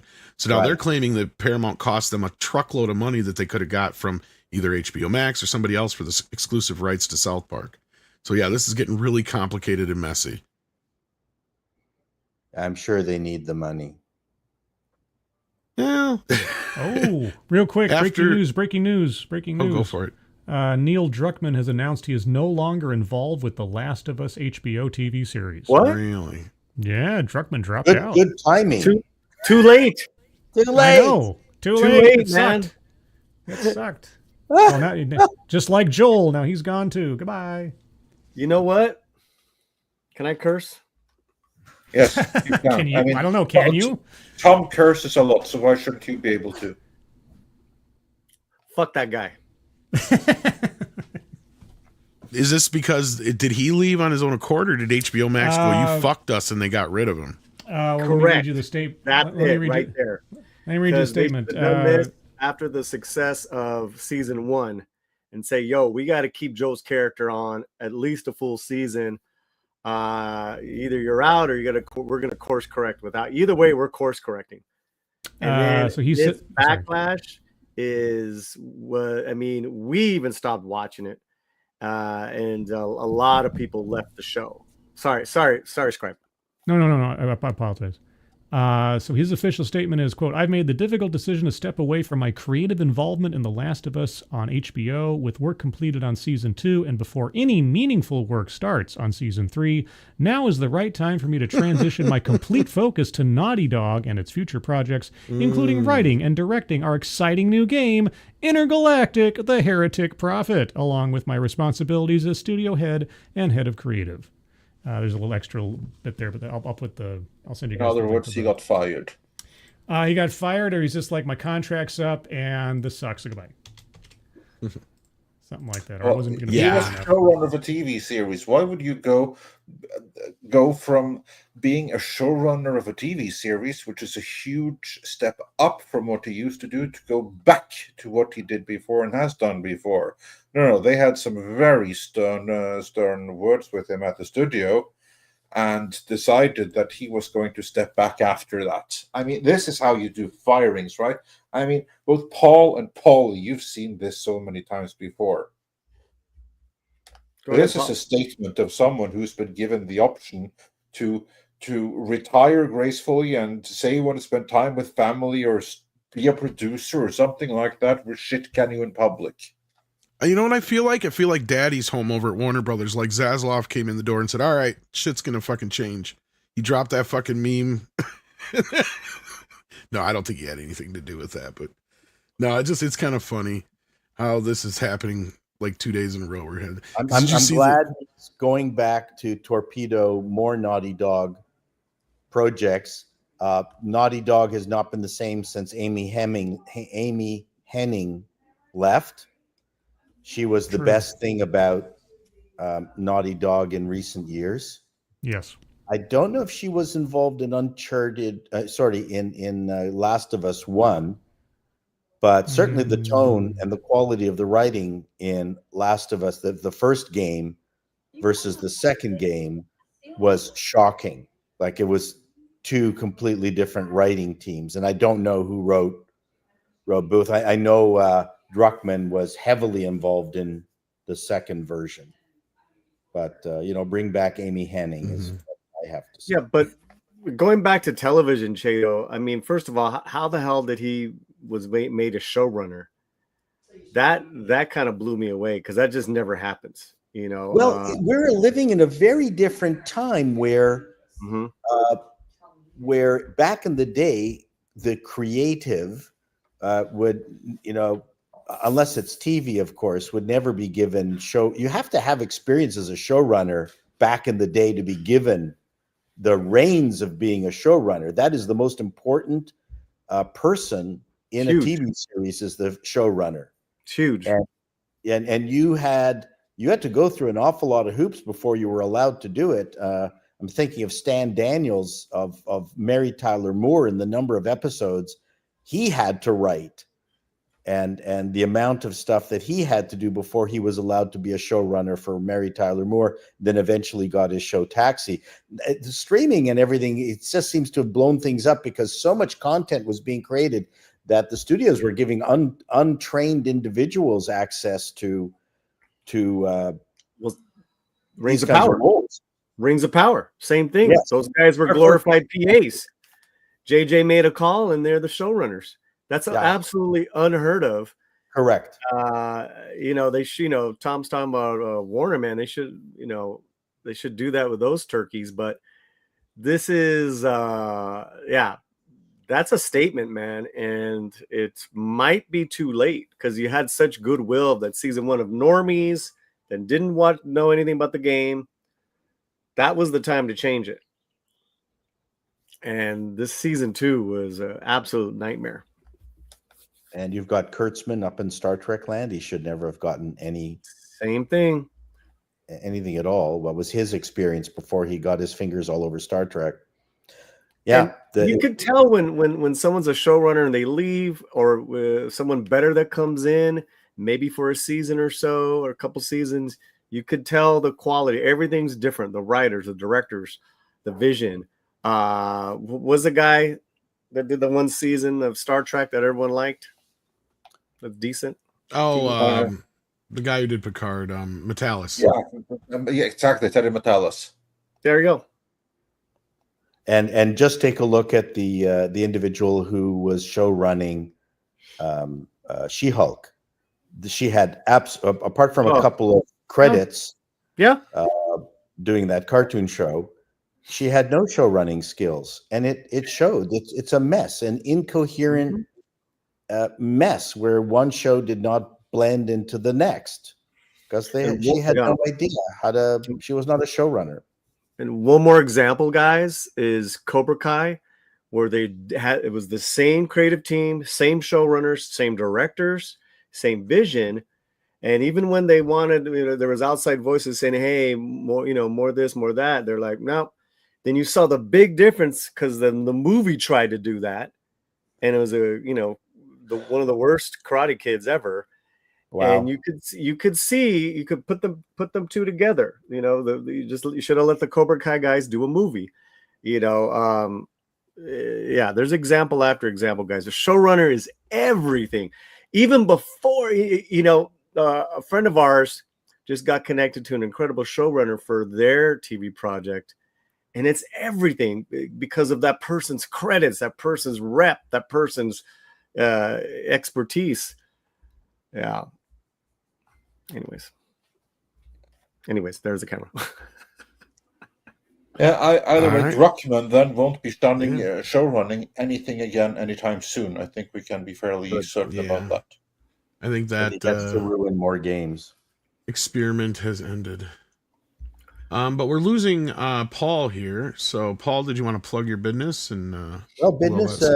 Later on today, I will have my final verdict for the Ironheart, which most of you here on this wonderful show already got a big fat preview of. So, speaking of fat, I wanted to thank you for that fat donation you gave us the other day. Oh, you're very welcome. To Tom and to all the Midnighters, I wanted to thank you guys. We raised over $1,100 on our puppy animal rescue. Fantastic! So, thank you guys. Thank you, Chato. Awesome. Happy to contribute. It's a good cause. It was great. Yeah. So I'll see you everyone later, and hopefully Friday. But then I'm off to Budapest, so I'll be. Ooh! Wow! Going back to the old world. Back to the old world. I'm going back to the old world. Going to see Zsa Zsa Gabor's house. No, I don't think it. Mr. Tipatrunka asked a question that I think is directed at you, Paul. You think showrunners are studio patsies now?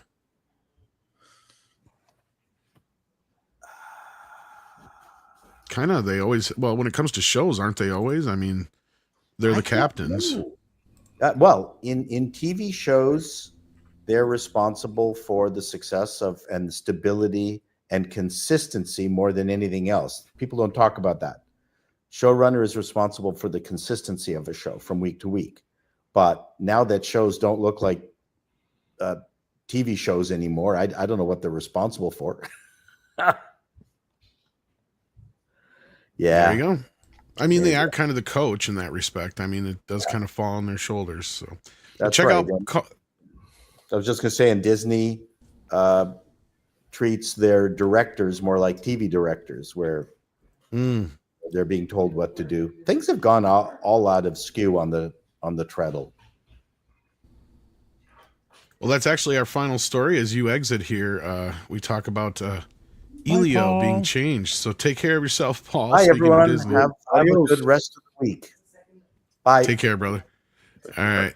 So this is real quick. Let's get into this because I know Andre is planning a video on this, so we don't need to dwell on it too much. But is anybody surprised to find out that America Ferrera exited? The director changed and erased queer themes from Elio, and a bunch of other wokey wokes within the company threw a fit about it. So, Andre, have you kept up with this at all, and what's going on? Because this seems like we just heard this story with, we were talking earlier about this too, but a little bit we touched on, but with Inside Out 2 recently. Yeah, no, of course we've heard this several times over coming from Disney now, so no one should really be surprised by this. I know I'm not surprised in the slightest. If anything, I was surprised that Elio was released without any more overt queerness than it had, and then lo and behold, we learned that it did have that. They basically remade the entire movie. This is something that our good friend WDW Pro pointed out earlier when they made the observation that the initial trailer was for a completely different movie than the one now in theaters. So obviously they changed something pretty radically. And now, of course, we know what. They de-queered it. And of course, there's only so much you can do because, I mean, looking at the poster, it does kind of look kind of like, I do not mean this in a derogatory way, but the whole thing does seem a little bit gay to me. And that obviously was not a coincidence. It seems to me, and from reading the story, that Ilio was, unlike Win or Lose and unlike Inside Out 2, it wasn't just one side character or a couple of lines they had to remove, is that there was so much intertwined into this movie and plot and characterization that was of that stripe that's why they had to overhaul practically the entire thing, is that there was no way to not have to redo practically a good chunk of the entire movie because that had been part and parcel from the beginning, which just tells you how far along this project got greenlit and approved, and scripts and animation, everything, all the way up to the point where they, like I said, that the trailer is based on some past version of it, where they didn't have a problem with any of this. No one saw any issue. And then all of a sudden they had to overhaul it. And that's why it was delayed. I think it wasn't originally supposed to come out last year. Or am I mistaken? So as it says here, it was delayed an entire year. Right. And I think you guys are right. This is going to be like the penultimate of their, gay woke shit, because I had not even heard of this group inside of Disney before. Pix Pride. So this is Pixar's Pride group was behind this movie.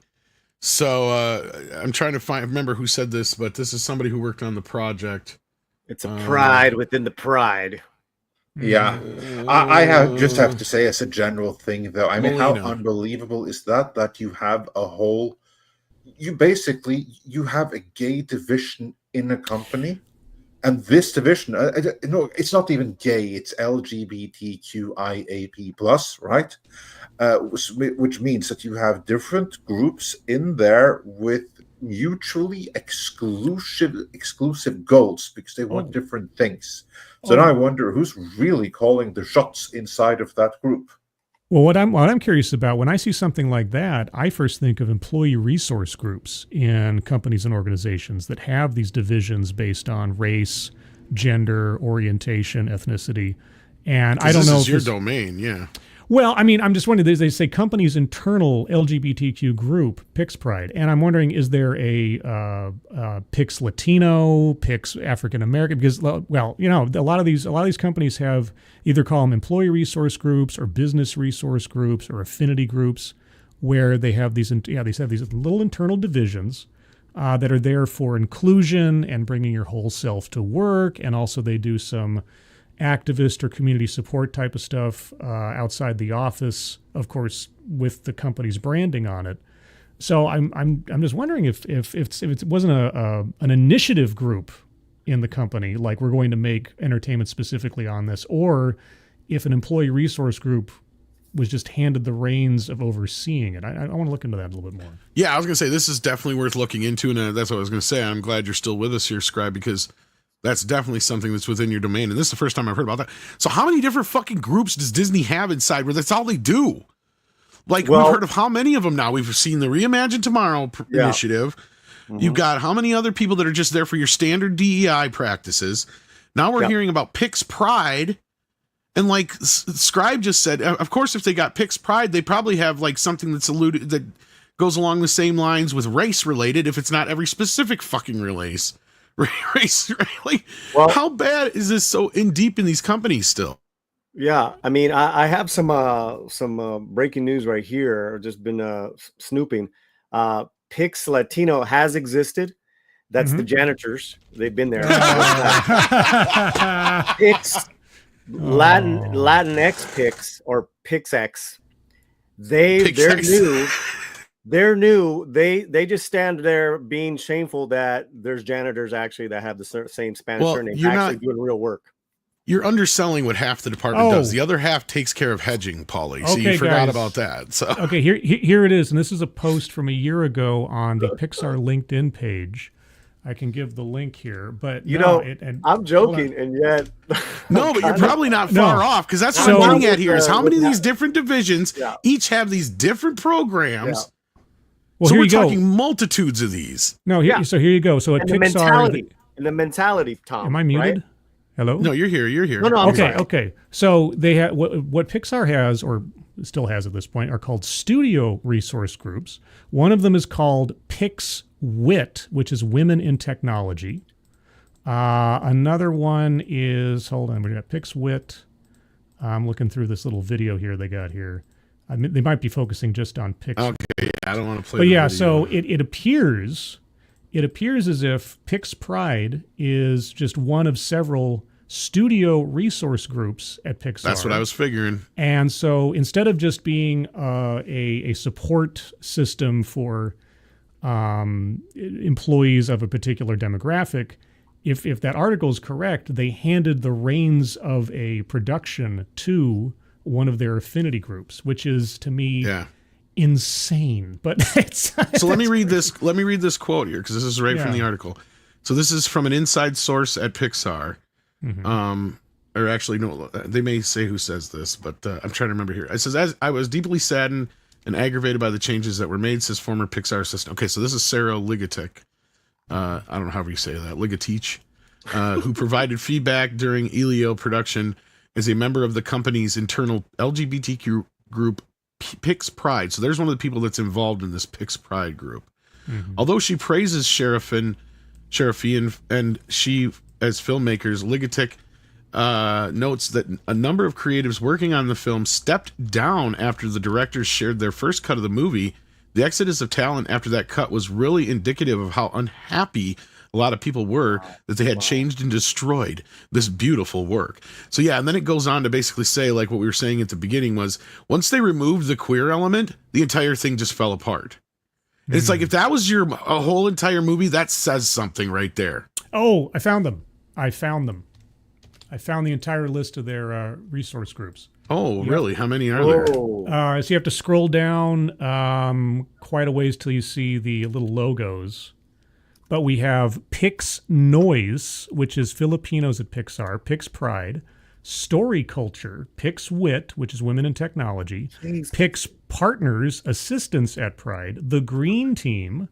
Then you have something that's Women at Pixar, and then lastly, The Palette, which is People of Color at Pixar. You have to scroll down a bit more. We don't even get Latinx Pix. There you go. Yeah, there you go. So yeah. So that is their listed, so Pix Pride is just one of several studio resource groups. You can just put up with the fact that you got Filipino and deal with it, Paulie. That's what you get. They speak Spanish. That's what you get, right? Yeah, it's the same colonizer. So yeah, I'm down. But it's all the same thing, Paulie. Quit being so fucking picky. I know. Quit being so picky. Dude, I wanted my Latin pitch. Yeah. No, I agree with you, Paulie. It's like, if you're going to have one, you might as well have them all. I mean, that's the problem, though, right? Yeah. Right? Well, you don't have them all, so someone's gonna come after you. Well, ERGs and SRGs like this has always been sort of a gray area when it comes to Title VII laws or Title VI laws, depending on if a company takes federal funding. If you have an activity or a program that discriminates on the basis of race, you should be brought to heel under Title VI. And under Title VII, if you have these groups that are demarcated by race or gender orientation, as far as I'm concerned, you're tempting fate, if not stepping over the line of Title VII. And so, yeah, you've got all these groups. They try to dodge that by saying, well, I mean, this is a group for, our queer employees, but also allies. Allies can join. Nobody's restricted from joining. Everybody can join, except So you can join the Filipino group. Yes, I could join the Filipino group as an ally, as a slightly lesser second-class citizen. They do of that have group. the best logo of them all, I will say. That is pretty the cool. Filipino Pixar, that is the best logo. Of I all mean, of that these. isn't that a Dragon Ball? Yeah, kind of. Well, it looks like a sun with a little ball in the middle. Yeah, the little Oh, star. oh, and- yeah. Yeah, that is cool. Yeah, the Pride one, that one is like the laziest fucking one because that's basically the Pixar Luxo lamp. Palette is horrible. Ugh. Yeah. Yeah, the palette is the worst. That looks like it was put together by a 5-year-old. Like, that is almost like insulting to black people. I'm sorry. Yeah. And so where would you fit then, Paulie? Would you fit under the people of color, or would you have to fight with the Filipinos? I'm confused here. I don't know. All right. Well, okay. I could go with my Caucasian race card. See, that's my confusion. So you don't technically get a group. You don't want to. God, where would the Latinxers be? So Well, I think people this of is color. this is where self-identifying comes into the Right. picture. Right. Yeah. I mean, that of too. course, Probably- you could make it easy and just go with like Pix's Pride and say, "Hey, I'm part of the alphabet community. Problem solved." Is anybody else going to point out the obvious that women get 2 of these motherfuckers? No, they get to be in all of them. They're probably running the. Well, yeah, Filipino they're all one. technically in all of them. But look, we got Pix Wit, which is women in technology, plus women of Pixar. Well, it's women. You see, Pix Wit is specifically for women in technology. Women at Pixar is for all women of Pixar. I So even know. if you're not into tech, you see, you have to have 2 I to know, make sure you I don't know. leave anybody out. You wouldn't want to. I Leave know. There's no Pix White. There's no Pix Asian. No, of course not, because I mean, all of these groups, they stand in opposition to straight white males. I mean, that's the point. Yeah. I mean, that's the enemy. That's why you need all of these other groups Where's to Pixlum specifically for the Muslim stand in folks? opposition to the horrible, evil white people that keeps everyone else down. Polly, you could join Story Culture, Pix people Jew. of color in story. You know what, man? I honestly would feel just more comfortable. I'll go work with the janitors. Fuck all these. There you groups. go. I agree with Paulie. Like, let's just go hang out with the Based brothers. They're just fuck everybody else. Like, yeah, let them have their bullshit. You can imagine the non-creativity going on in this, and just the finger pointing and the victim, the victim screaming. So, ugh. Exactly. Paulie's right. Do you realize how many non-gay men are in that room?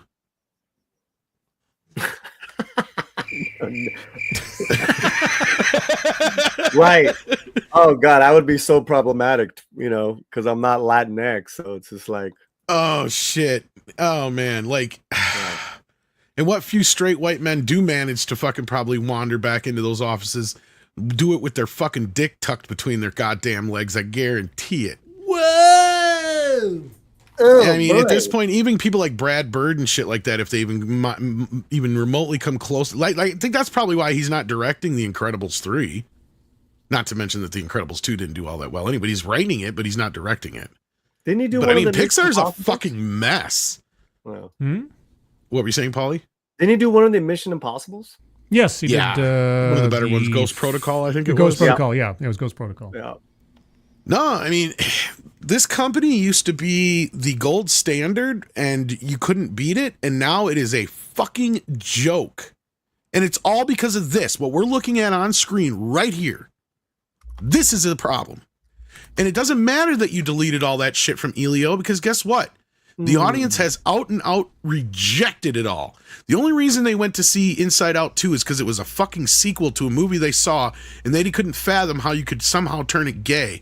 And they still tried to do it, but luckily somebody got smart and said, let's cut all this gay shit out. And look, this is nothing against gay people, but does this shit really belong in kids' movies? Thank you, Tom. I know, we love you, Paulie. I didn't even know any of this stuff in regards to Elio. All I just know was Rosa had reviewed it, and I read her review, but nowhere did it mention anything like that. No, because it's all been removed now. Oh, That's okay. the thing. And basically, the movie just kind of fell apart because without the gay shit, it's just a rip off of Lilo and Stitch, just in reverse from what I've heard. Oh, did you see it? No, but basically the storyline is this kid goes to outer space. right? And he's gay, but he's not gay now in the movie. But okay, yeah, so they took it out. Well, that's good, man. That's good. And then what they're probably thinking, Andre, don't give me, is that it's gonna have a better shelf life on Disney Plus. Oh, of course. Well, that's what should have done, is just chopped it up and put it on Disney Plus. Oh, of course, place. it'll make zero money back on Disney Plus. Yep. They could have wrote it off at least in some way, maybe. It's not gonna make any merch, so yeah. That's the other problem. This thing isn't pushing anything anywhere. Right. But we got a video coming up on that, but I really wanted to get to that because I knew Scribe would be interested in some of the DEI practices and other bullshit, because if you guys haven't checked out Scribe's channel yet, he does some great talks on the DEI TEDx talks and all that kind of business. So yeah, I got a show every Monday called DEI Death Watch, where I'm taking a look at what's going on in the wonderful world of DEI, the doubling down and the demise. And then wait, are we doing plugs for closing down?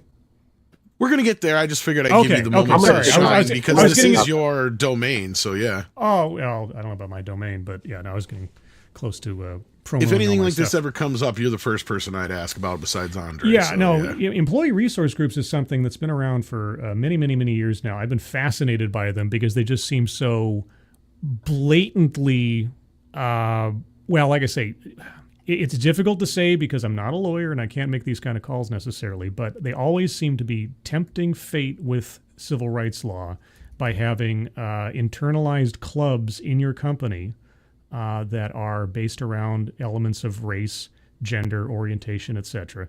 The one thing that I was surprised I didn't see there, which is always something, well, not always, but oftentimes I see, is a veterans group. Of all the ERGs that I well, no, they do happen, but they're always a secondary thought. Of all the things that I see employee resource groups for, veterans, where you actually have something that is an expression of someone's service, someone's character and dedication, as compared to... I think that may be triggering to all of the other special groups. Oh, yeah, no, because you actually have to earn your way into becoming a veteran, whereas all the other groups, I mean, well, not all, depends Same on the thing with company. law enforcement and some of the other shit. Yeah, the other groups are like, well, if you're the right color, if you're the right race, if you fall in love with the right people, then you're special and get your own group, which says nothing about your character, says nothing about your dedication or service to your country. And also, we have a veterans group. It's usually mentioned at the end. It's usually below the fold when they mention they have a veterans group. I was actually kind of surprised Pixar didn't have one because most companies always at the end. It's always invisible. They probably used to, Scribe, or it's been completely, it's there maybe like you just said, but it's so minimalized now that you wouldn't even know it's there. Because I'm sure they've had artists and other people that have worked at Pixar that used to be veterans at some point. But it's come to a point now also where you got to remember, like, I swear, like, I mean, I've seen some, the shit from back in the day where hippies and stuff like that would yell and scream at authorities and fucking, military people and say and do some of the shit they do now. But like the disrespect that people give now to the military and other authoritative figures like the police and other things like that is just insane. Yes. It is fucking insane. And a big part of it, like you're just saying, is even back then, at least we had these groups that would support them throughout, like even in a community, right? Like the veterans organizations and all that kind of stuff used to be a big deal. But that's now they've all gone away. Turning around, Tom. I really do. Scarlett Johansson is a poster girl for USO. She has been. Other, besides the Sinises that you would expect. ScarJo, I just got an email from USO today. And, she's got the USO T-shirt, hey, give, and, That's because she's promoting Jurassic World, but no. What you're saying. She's been that, the timing, but she's been part of this for years. And what I'm saying is that's fair. I won't take that away from her. I want it to come back around, right? Like, it needs to. Here's the thing is like all these cities, these the small municipalities in LA, they're canceling their 4th of July celebrations because of ICE. I can tell you right now, it's going to be the biggest firework celebration in LA. You just watch. They tried to shut it down in 2020. People are very patriotic. So no. Don't be quiet about your patriotism and about giving your money and your props to veterans. Well, with that, we're going to get to these super chats and we're probably going to get on out of here. Because we went a little longer than we normally do. So you guys got an extra size show today. Bucky Cat sends in $5, says the original movie was based on self-insert of the director. I am not surprised. This is almost everything over at Pixar. And this all began with that fucking Brave movie. That's like the turning point for all this shit, because that was where that chick who came up with that concept got real pissed at John Lasseter because he's like, we need to reconfigure this entire fucking thing. And she did not like that. I'm going to bounce, Tom. Okay, Paulie. All right, love you sounds guys. good. Check out Peace. Latino Slant. Yeah, I'm going live right now. Peace. All right. But yes, see, she was one of those self-insert people too. And then Packing Proton says, for the panel, what MST3K movies do you think could be remade and given better movie because of it? Manos, maybe. Well, I don't know about Manos. Manos was a completely different animal. But oh no, there's plenty, especially in the 50s. Like we've talked about this before, where the 50s had some of the worst films in general, but like, especially in the sci-fi region, outside of the few exceptions, like The Day the Earth Stood Still and some of the other ones. I mean, there's some really good stuff out there that you probably could. I'm waiting for a big budget remake of Them. I just want giant ants roaming the desert, for crying out loud. Can we get that, please? Or the Attack of the Giant Spider. You're gonna have to settle for 8-legged freaks. I know. Yeah, unfortunately, that's kind of stuff that happens with a lot of that now. Yeah, I know. But you know, like you never know. Just I'm sure you can find things or things like it. Pack and Proton says, but will we get to see a Do Wah Diddy song? I think his music career is done too. DCB Titan says, think these groups is why they ran out Lasseter. No. He was just because he was white and male. The energy behind why these groups exist is probably part of what ran Lasseter out. I don't know if I'd have to check on the timeline to see when they first introduced them as to whether or not they appeared after Lasseter. That I think is more plausible, because I'm sure some of them were coming into existence as he was still there. Yeah, but I think they really ramped him up after he was gone, and not that he was even keeping them from being there. When did Lasseter he was leave? booted out. What was it? 2017, 18. When was it? It was right in the height of the Me Too bullshit. Yeah, that's around the time that ERGs, or SRGs in this case, started becoming more popular. I'll take a look. Yeah, we'll see. Maybe they showed up afterwards.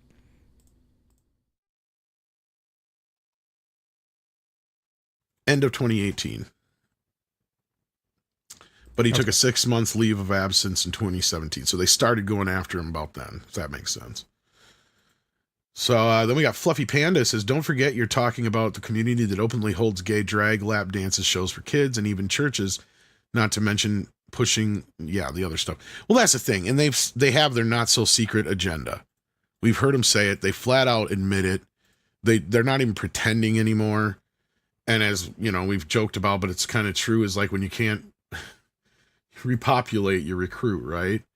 So yeah, that's the sad part, is they are technically going after your kids. I hate sounding like a conspiracy theorist, but it is just like how the alcohol and the tobacco companies came after us when we were that age. It's the same fucking thing. So take it as you will. It's up to you to kind of protect your own kids though in this day and age. And Andre, I know you're somebody who has kids, so you know how hard that can be. Well, I know that I'm very careful before taking my kids to anything Disney. Right. And I don't blame you. And at least you go over there probably have more restrictive television than we do here and stuff, like the access to stuff. Well, yes and no. Depends. Well, that's the thing. Since the internet has become a thing here, kids can instantly just jump on and get anything. Like you can find porn and everything else. So like to where like back in the day, that used to be almost impossible to come by as a young teenage boy. You know what I mean? Like you had to work for it. Thing. Exactly. You had to work for that kind of shit. Nowadays you can just, even with Disney Plus, it's not that hard unless your parents are smart enough to close it off somehow without you figuring it out. Like, that's what I mean. Yeah. It's like kids have so much more access to shit than we did as kids. Yeah. But that being said, I think we're caught up on everything today. Thank you so much, everybody, for being here. Thank you, Scribe, for sticking through the whole show. We appreciate it. Sure. Anything special you want to plug besides your channel? Besides my channel, yes, everybody have a great day. But yeah, tomorrow will be TED Excellence at 6 p.m. Pacific, 9 p.m. Eastern. We'll do a TEDx talk plus bingo. I'm still debating on what to do. Here are some possibilities, not necessarily what I'll go over. We have building agency in students through mindfulness. We have how I make vegan food sexy. Oh, and wow. The other one is how drag changed my life. Oh, wow. So yeah. I don't know. If you guys have any ideas, I really like that last one. How drag changed my life. Yeah. All I know is about the speaker is dressed up in a half female, half male getup on stage. Oh wow. So that might be the winner. A Victor we'll see. Victoria thing, yeah. Yeah, exactly. So if you guys have any thoughts on that, follow me over. I'll be watching that episode. And brave. I'll tell you what. All right. Well, that might be the winner. We'll see. But follow me over on X scribe_light, and let me know what you think. And elsewise, thanks for having me on, guys. And everybody, hope awesome. you have a good rest of your Wednesday. And of course, check out Bleeding Fool. Check out Call Me Chato. Check out. Who else was here today? Paulie at Latino Slant. Any of our other friends that I may have missed and forgotten about? I hope not. But we got Pack and Proton sending in one more super chat with his alligator with a shotgun. And thank you again for making my Jurassic World War poster, by the way. Oh, and it looks right. amazing. Right. Like, I'll get that out real quick. For those who don't know what I'm talking about, real super fucking quick, because this was hilarious. Because I've been saying this for a while. Like, okay, we're starting a new trilogy of Jurassic films. And I haven't got my Jurassic, world we're taken over by dinosaurs technically yet. So let's get to the next logical step here. How have they not done this yet? Jurassic World War. It makes sense. They're at the top of the food chain, gun. We taught them. We gave them guns. And now they've turned against us. Chaos theories run wild. See, and that's the thing is you can call the second one Chaos Theory, see? Oh, there you go. Yeah. Yeah. This is how did they didn't not see the obvious way to take this franchise. I don't know. Anyway, Packer Proton says the showrunner job should not be hard if you know the material. Tom and I could run a TMNT series easily. Paul, Star Trek, etc. True to a point, but there's a lot more that goes into it than just knowing the ins and outs of the characters and the stories and all that business. But you're not wrong; it does help, but. You need to be a people person. You need to be able to coordinate a lot of things. Being a showrunner is like being a producer, director, and writer all in one. And I'm not going to take that away from anybody who actually has done the show, but I don't think Neil Druckmann was up to that task. And if anything, his resistance to change the story is probably what got him fired. Is my guess. And he says my Alligator Alcatraz t-shirt is now available. So Packing Protons, there you go. So he must be making a Alligator Alcatraz thing. I seen something about that. Oh yeah, it's crazy. Yeah. So there you go. With that, everybody, Andre. With that, it's time for some koalas in the rain. See you on George's and physical media later. See you. Koalas in the rain. Koalas in the rain. No fucks given.